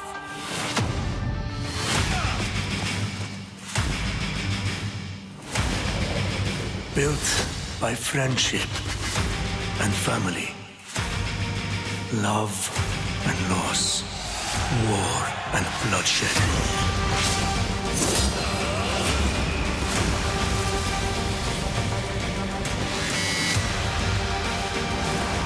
You were sent by the gods to protect this world.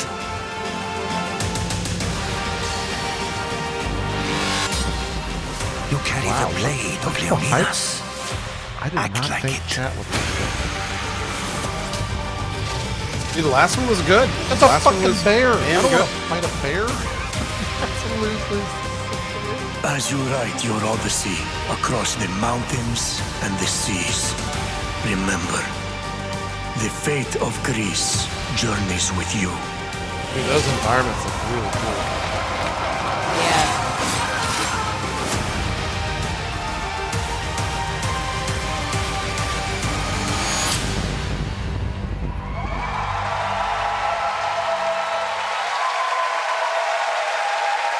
Do you think they call out the leak? It's been a thing so far. Nah, I don't think Ooh, so. that behind thing looks Thank so you. rough. Thank you. I'm Jonathan Dumont, creative director of Assassin's Creed Odyssey. Oh, there we go. Whoops. Assassin's Creed Odyssey is more than just an adventure. That render It looks truly bad. is a role-playing journey.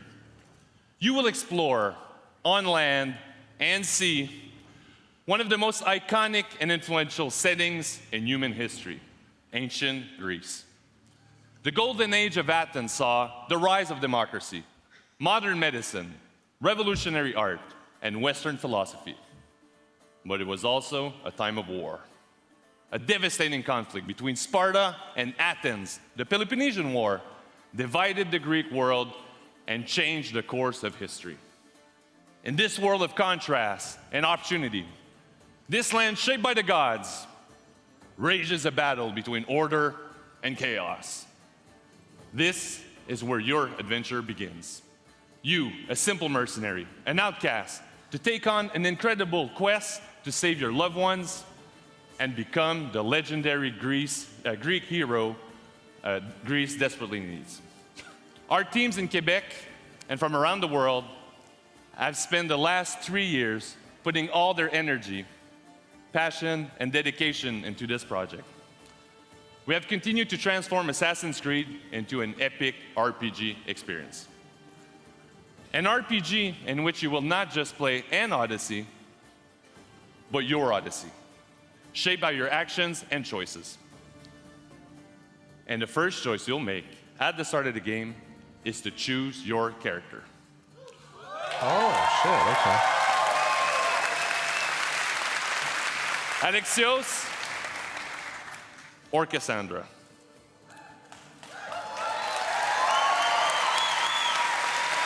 I thought they were going to say choose Templar or Assassins. But maybe that's And you the play that hybrid. character for the entire game. You share the bloodline of a legendary Spartan hero and bear his mysterious weapon.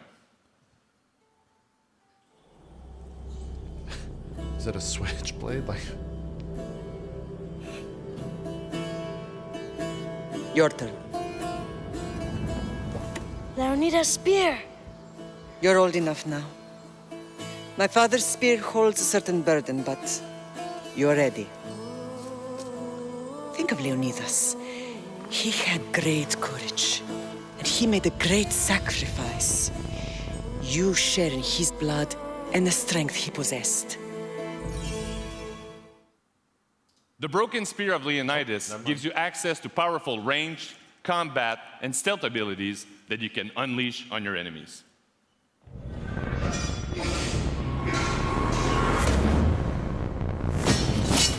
that base is a little crazy. Whoa! He just Sparta kicked him.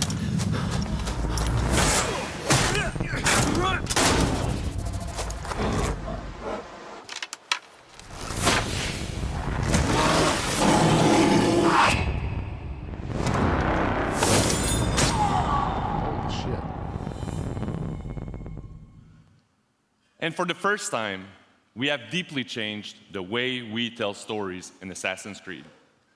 You can now truly interact with history like never before.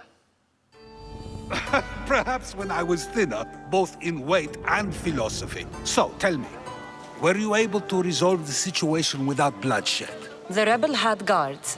I relieved them. Interesting. You thought the life of a thief and a murderer was worth more than that of soldiers doing their duty. I wasn't even thinking about him, to be honest.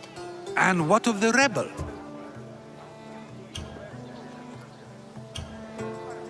Whoa. He should be halfway to Mykonos by now. Oh, really? You let that lunatic run loose? Are you sure that was wise? I'm not sure approaching you was wise. Our choices are like ripples on water. They seem tiny and insignificant at the beginning, but they can become devastating tidal waves by the time they run their course.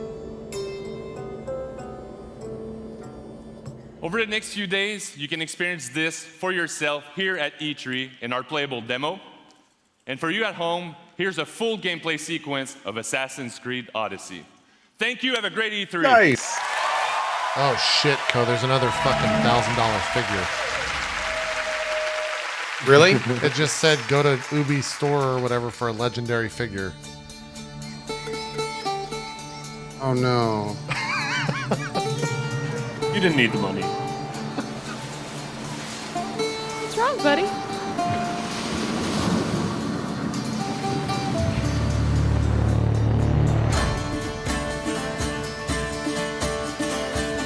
Some dialogue options.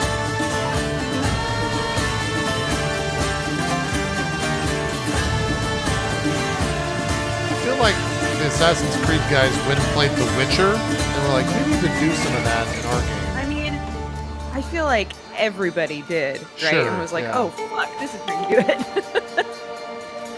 It's not a bad thing. It just seems it's influencing a lot of stuff. I was not hyped for Assassin's Creed, but I'm kind of into this.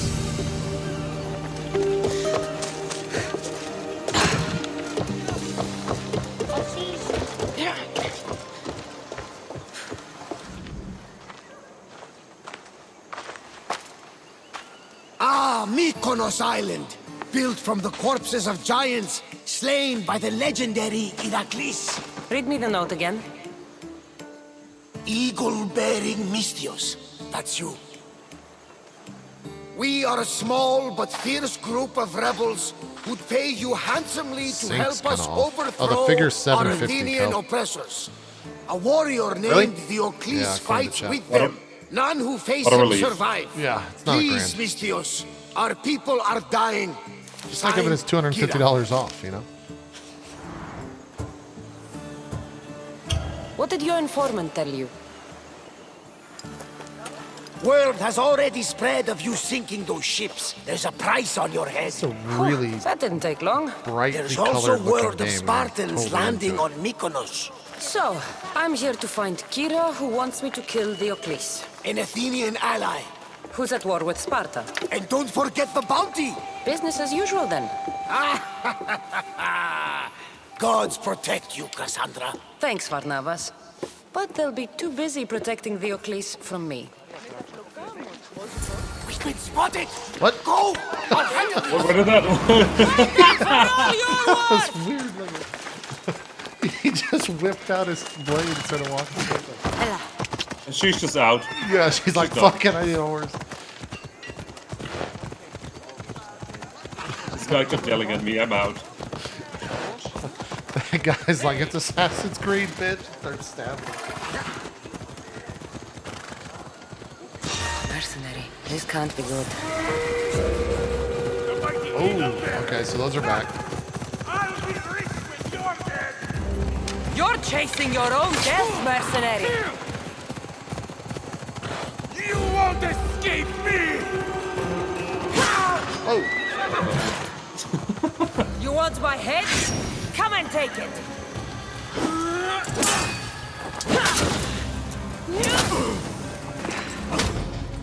You can't defeat me!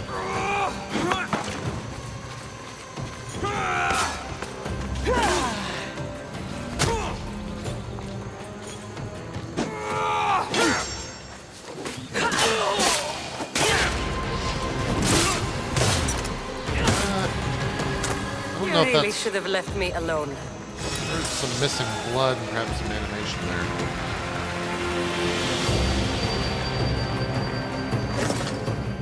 I like loot. Ooh. That's looking good.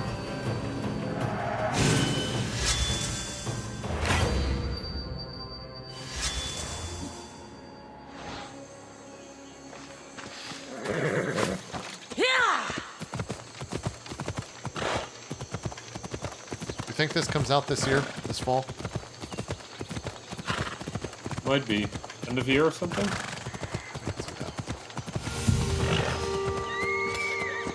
Varnavas was right. Spartans have made themselves Probably in right at home. February, yeah.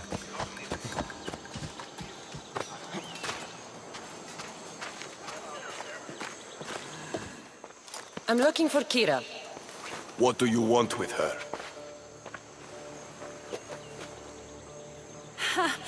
The mercenary who bears the eagle of Zeus.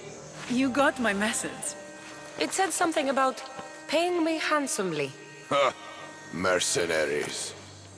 Athenians have enslaved our people for too long. Help us free Mykonos from their grasp, and you'll have more drachmi than you can carry.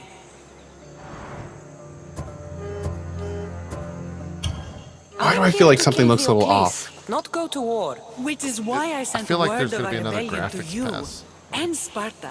My men are ferocious in a ground assault, but we're outnumbered. And Diocles fights with the fury of Ares. Join us in battle. If you're half the warrior, It's like the Kira voices says are just you a little in We'll front of grind the these lip Oh sync. yeah. into No, dust. there's lip sync. Yeah, totally. That was happening earlier on. All right, Spartan. I'll fight with you. But Diocles is mine. To battle then. It was good in AC Origins, shit. right? Yeah. That's a lot of people.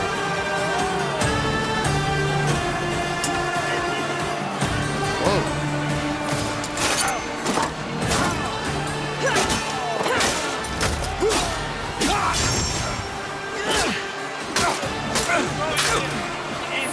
The combat seems a little off as well, to be honest. Yeah.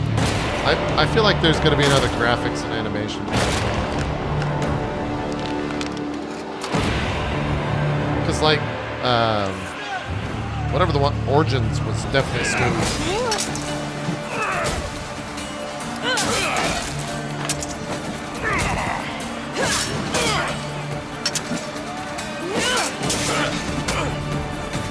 I mean, the lack of blood kind of kills the impact. Yeah, yeah. Don't get me wrong, though. I'm still fucking hyped to play this. We're just being super critical. Oh yeah, yeah, for sure. Your life ends today! Yeah, those animations aren't finished for sure. It's not. There's no blood.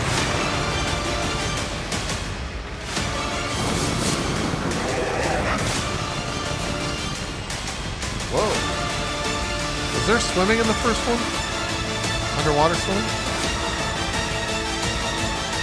If there wasn't a lot of it. We're saying yeah, there was. Okay.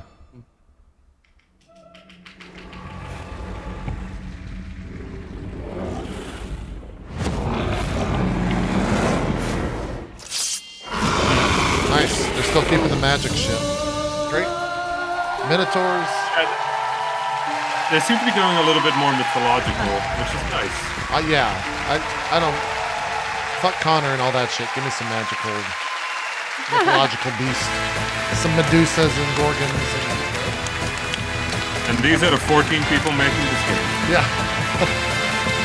So nothing Splinter Cell? Are they gonna do one last thing?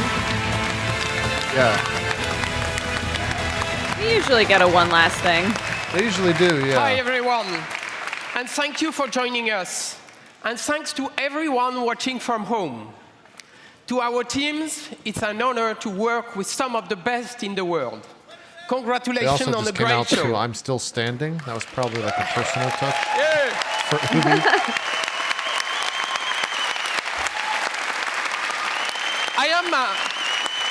Or maybe they're going to say something. I am an optimistic guy. And I am particularly excited about the future of technology and the positive role games will play in shaping our society. To create these games, we need to work even more openly with you, the gamers, because we know when we do that together, everything gets better. So have a great history. Thank you very much. Oh, we're done. Great. Okay. Okay.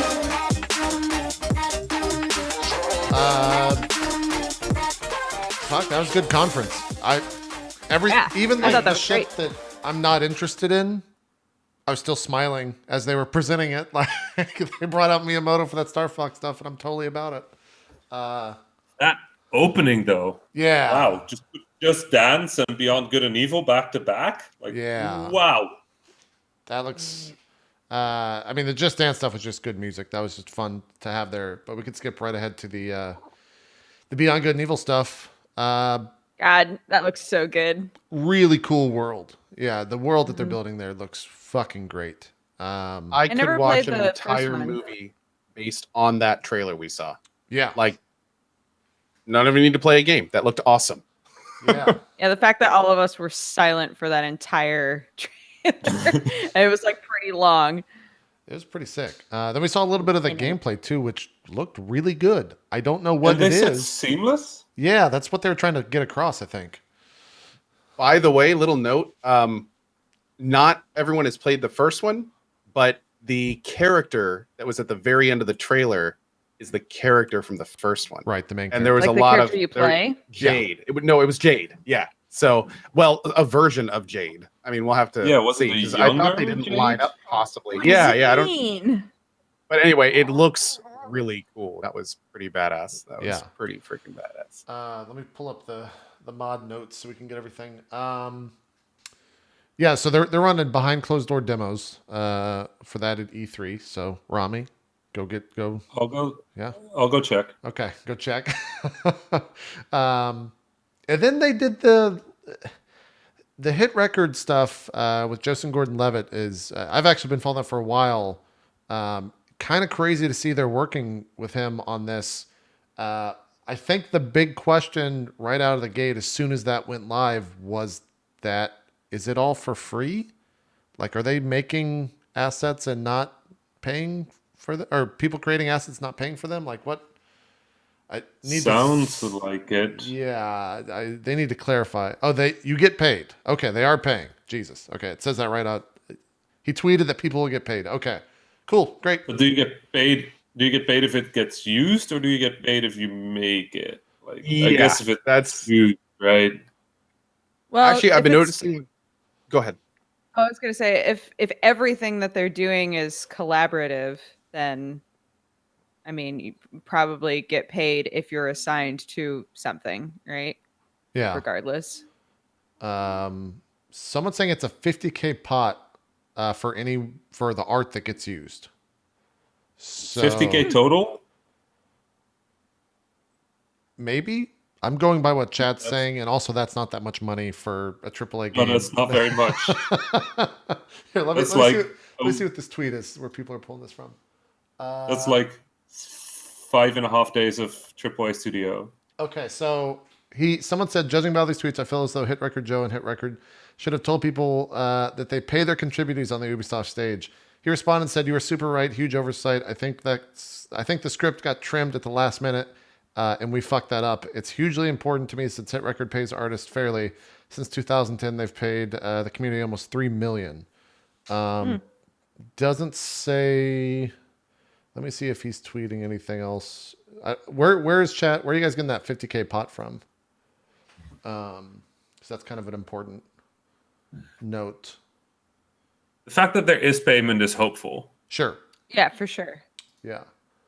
JP check Slack. There's this little part in that tweet line actually that references another tweet that says the amount of money allocated for each final asset will be determined on a case-by-case basis. Some visual assets will be smaller than others. For instance, an individual piece of graffiti would be allocated less money than a complex mural. Some songs will be more complex than others. The proposed amounts for each asset delivered to Ubisoft Montpellier will be proposed by Hit Record in a profit proposal.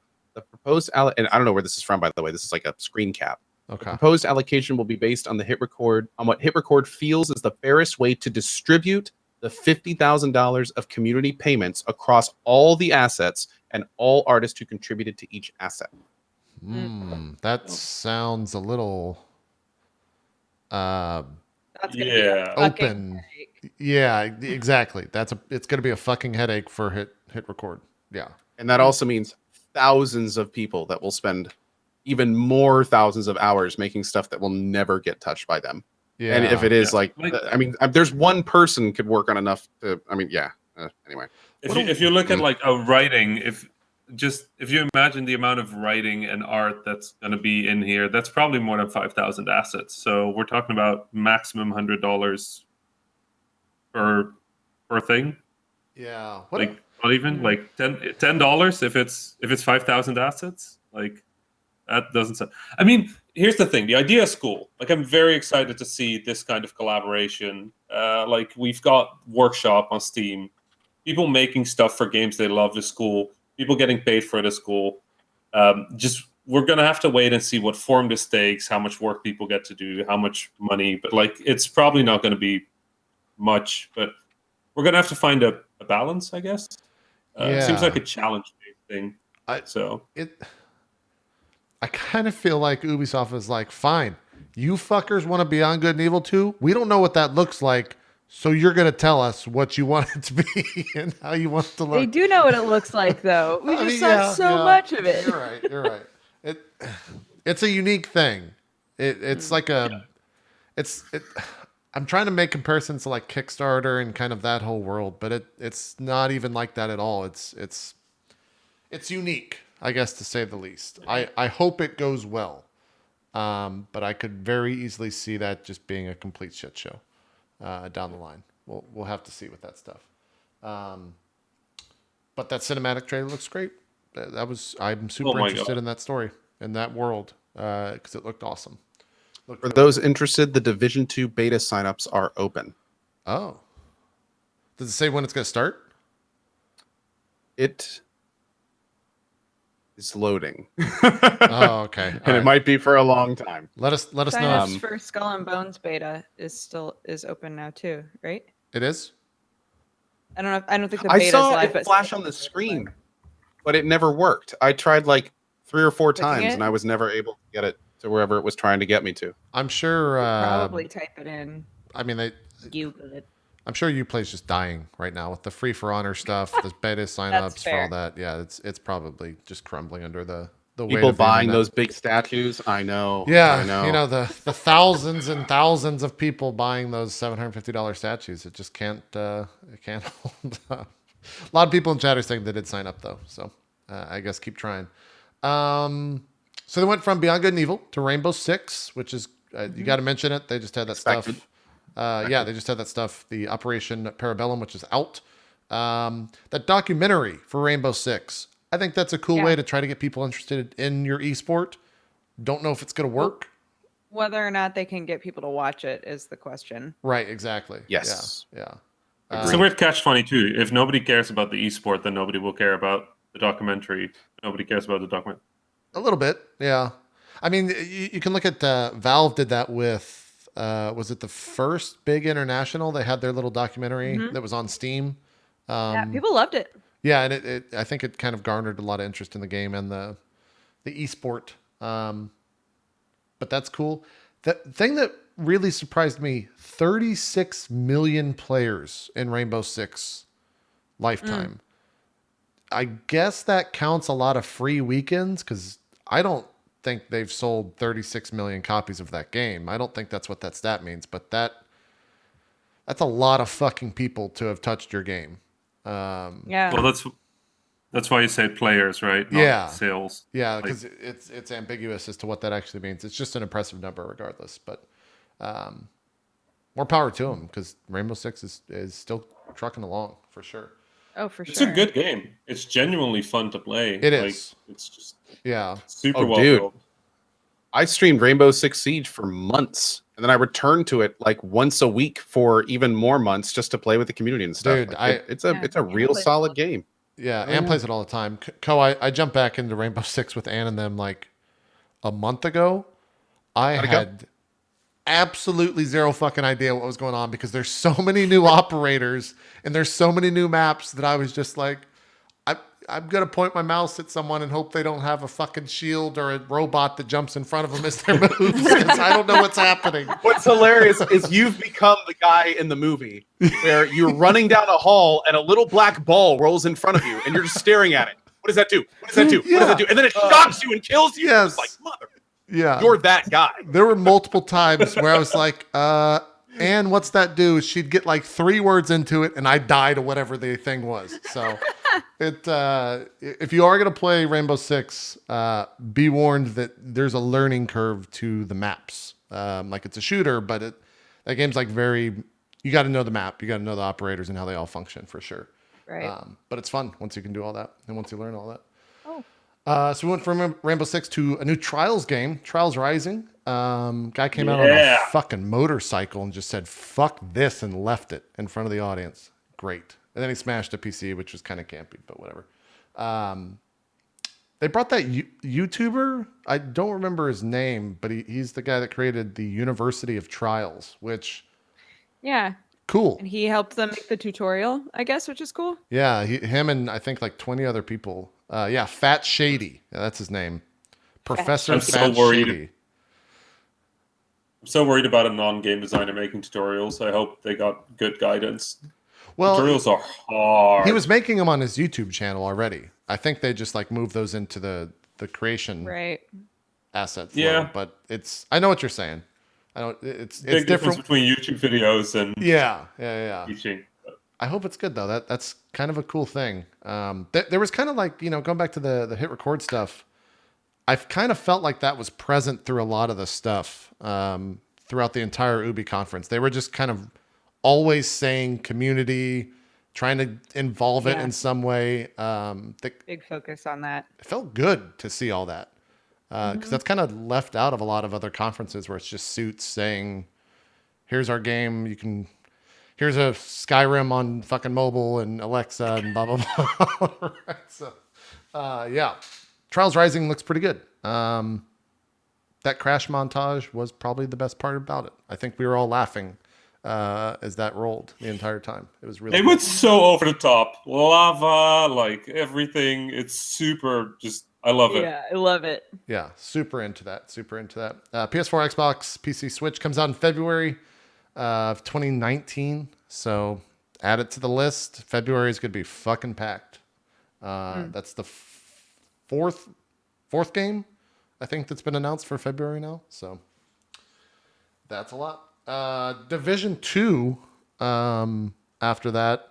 And best way to describe this, the hype meter went from negative 5,400 to 5,000, back to negative 5,000, and then back up to 4,900, and then dropped to negative 1,000. So okay. that's Division 2. I didn't like the presentation of that, but I still really think I'm going to like the game. It looks interesting. I might go back and tell Adriel not to shoot the dog. Yeah. No, stay away from the dogs this time, for sure. Oh, I forgot that you said that. Oh. Stay away from the pets. 8-player raids was announced. That was a big thing that they're doing. Specializations when you finish the story. They kind of hit on everything that's going to be happening in the game and didn't even... They went with the idea that you know what the Division is. You've seen the Division 1. We're keeping that gameplay. We're keeping all that story. Here's what's going to be at the end. And they even went as far as to show the year 1 plan with the 3 DLC stuff. All of them being free. And then some different game updates in between that stuff. So sounds good to me. I hope they deliver on that. It's really, you got to play that stuff to see if it's going to be any good. It's so hard to talk about that stuff and show that stuff off.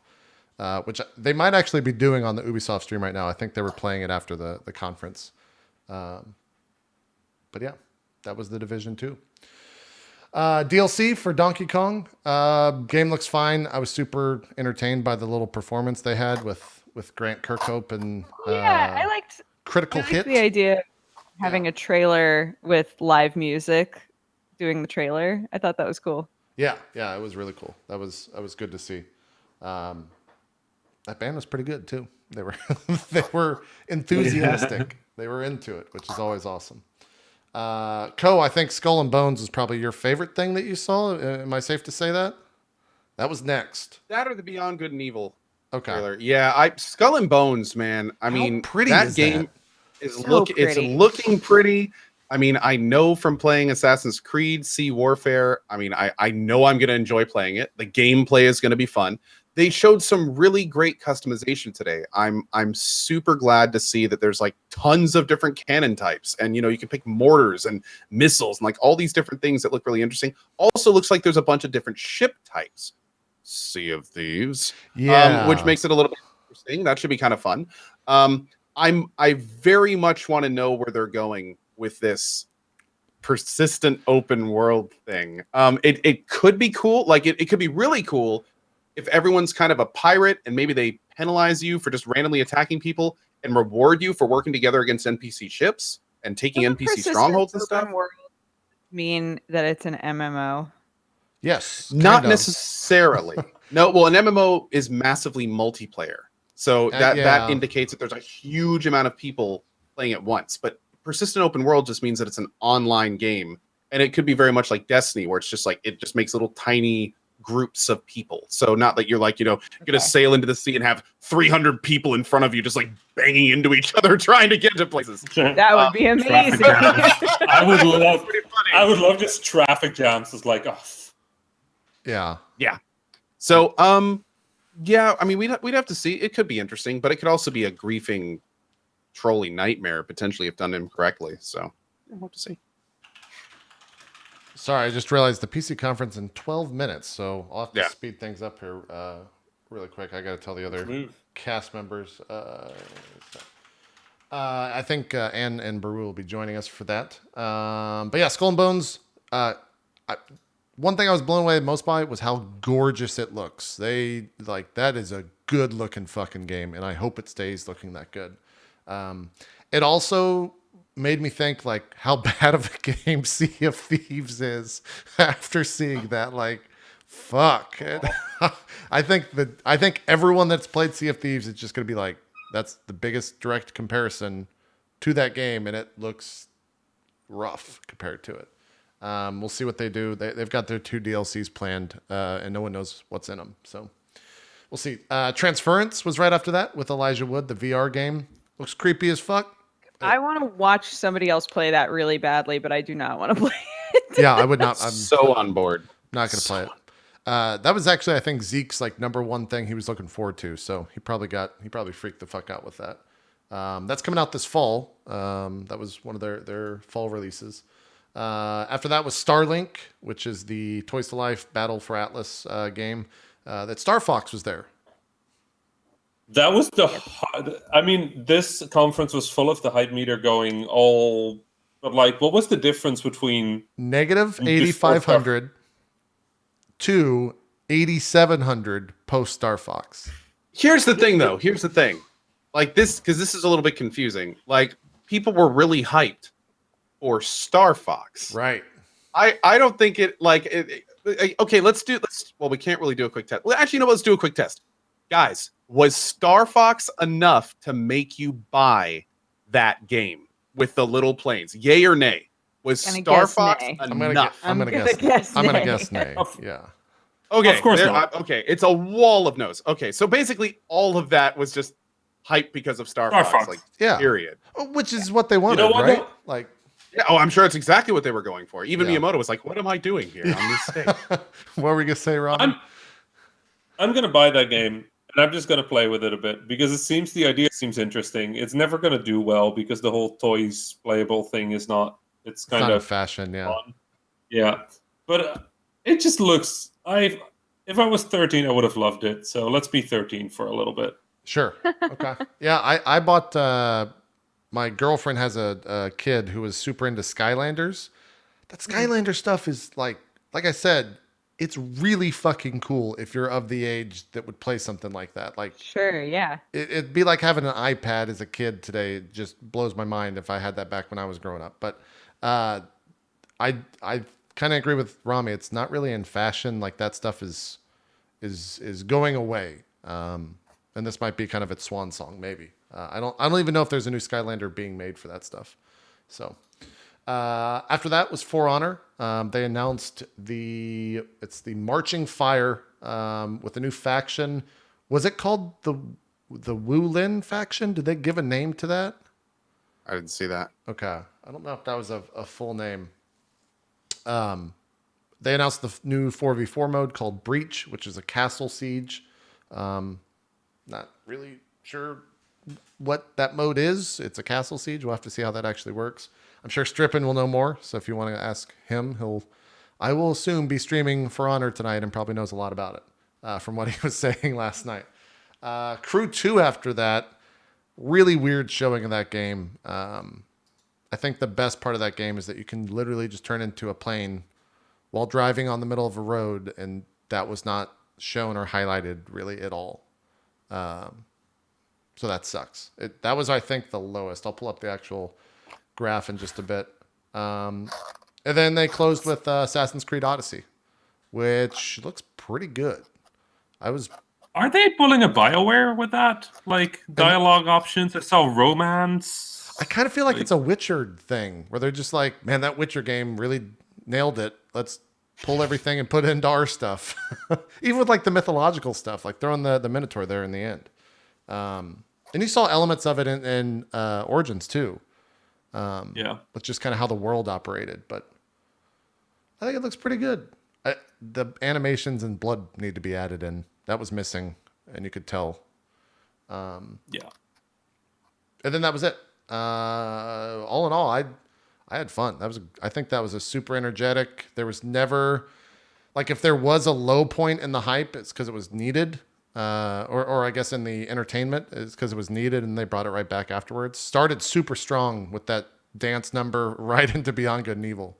So I was super, super about it. We'll go around real quick, do some completely meaningless ratings, and get out here so we can get the PC Gaming Show started, because we got that in about 5-10 minutes. Ko, you want to start us off? How do you feel about it? For me, it's 5. Let's go with 5 slightly ripened bananas out of 2 glaives from the movie Krull. It was a good. It was good. It was entertaining. There wasn't a lot of meat to it. There weren't a lot of like big announcements. My 2 favorite projects I had already seen some stuff of.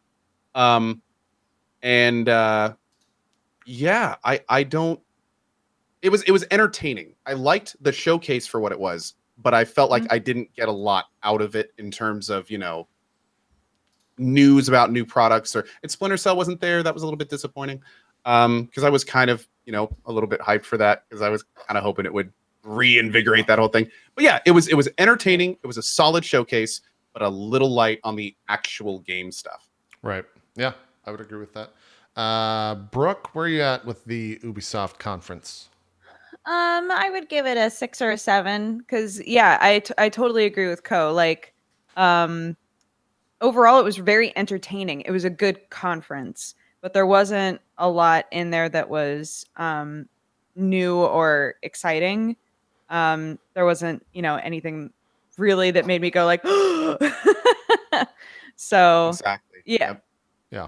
I would say very, very good conference, but not a lot of like surprises, really. And Rami, where are you at with Ubisoft? I loved it. I genuinely this is a little celebration. I think that's what E3 should be. It should be a little moment of celebrating and hype and just being excited for what's happening. And Ubi brought that. That was a party. And yeah, they had some bad luck with pretty much most of their news being leaked at some point, I guess. The really big surprises were ahead, so I'm not going to hold that against them. But there was enough of everything. Little surprises, bit of gameplay, lots of fun. Good stuff. I agree. Do you have a cord or something dragging, by the way? It's not, we're going to end right after this, but there was some cord scratching there. I'm not sure what that was. I think that's the baby. Is that the baby? No, it's a baby. It might have been. I was We should muted. just always have that kid in frame because we're just like, oh yeah, it's the kid. She's making noises. It's Shut her. up. She's Always. she's Shut up about it. everything that's happening is. No one's gonna be mad at Clark. Like, None of us have actually spoken. It was just the baby. Exactly. Yeah, I'm sorry that I had her with me for this whole time. Unfortunately, she was really. Please, sick. you're a badass mom. You can do whatever the fuck you want. Fantastic set piece, Dodger. Yeah, it was great. It's absolutely great. By the way, some quick little side notes about Assassin's Creed because I saw some people asking about this in chat. Let's hear it. There's two things. First, choose your own path. Thank you to my mod Agamir for this. Your decisions shape the world around you with over 30 hours of choice dialogue and multiple game endings. Whoa. So and they then are get doing this. Witcher-ish. Sail across the Aegean Sea. Find uncharted locations, uncover hidden treasures, or fight your way through entire fleets in naval battles. Customize the look of your ship, upgrade weaponry to suit your strengths, and recruit crew members with unique perks, tailoring naval combat to your style. Interesting. Okay. And that first part about like sailing around in uncharted locations, that is suspiciously Black Flag. Like that is. I was gonna say Black Flag. I feel like it's one of the first games that made people go, "Wait a second, people want pirate games." I know, right? Like, yeah. Did you know people like pirates? Who knew? Yeah. We should have just made a whole game about that. Sea of Thieves hears and they're like, yeah, we fucked it up. Go ahead. Good luck. That's how they're going to react to that. We got to get out of here, though, because PC Gaming Conference starts in like, I don't know, 2 minutes. So we'll do some quick 2 shout outs. minutes, yeah. Oh, you're going to be here. You don't need to do shout outs. So we'll let Dodger and Rami go. Dodger, real quick. Where can people check out your stuff? Everybody. Yeah, I'm at Dex Bonus. I stream and I put terrible things on Twitter, and I have a cute baby that I talk about a lot. So if you want to come hang out, that would be amazing. Thank you for watching. I'll be on another one of the conferences tomorrow. So I'll see you then. Awesome stuff. And Mr. Rami, do some shout outs Yeah, real quick. We'll have you I'll back be back tonight. for Sony. Yeah. I'll be there. So I look not forward to being back. Wow, this is He's great. gone! I look so good. You look Wow, great, Rami. I totally didn't forget to add you in here before the show or anything. No, I'm excited. I'm going to tune into the PC Gamer stuff as well. So I'm looking forward to more just cool stuff. The C3 has been chill and very exciting, and I'm just happy to be in LA and see all this happen. So awesome. I'll be back for Sony. Sounds good. We'll see you then. We got to get the fuck out of here because I think PC Gaming's starting in like a minute. So I might just add people in real time or something. I'll figure it out. But we'll see you guys in like a minute. Great. Stick around. More PC or more E3 2018 stuff right after this. We'll see you then.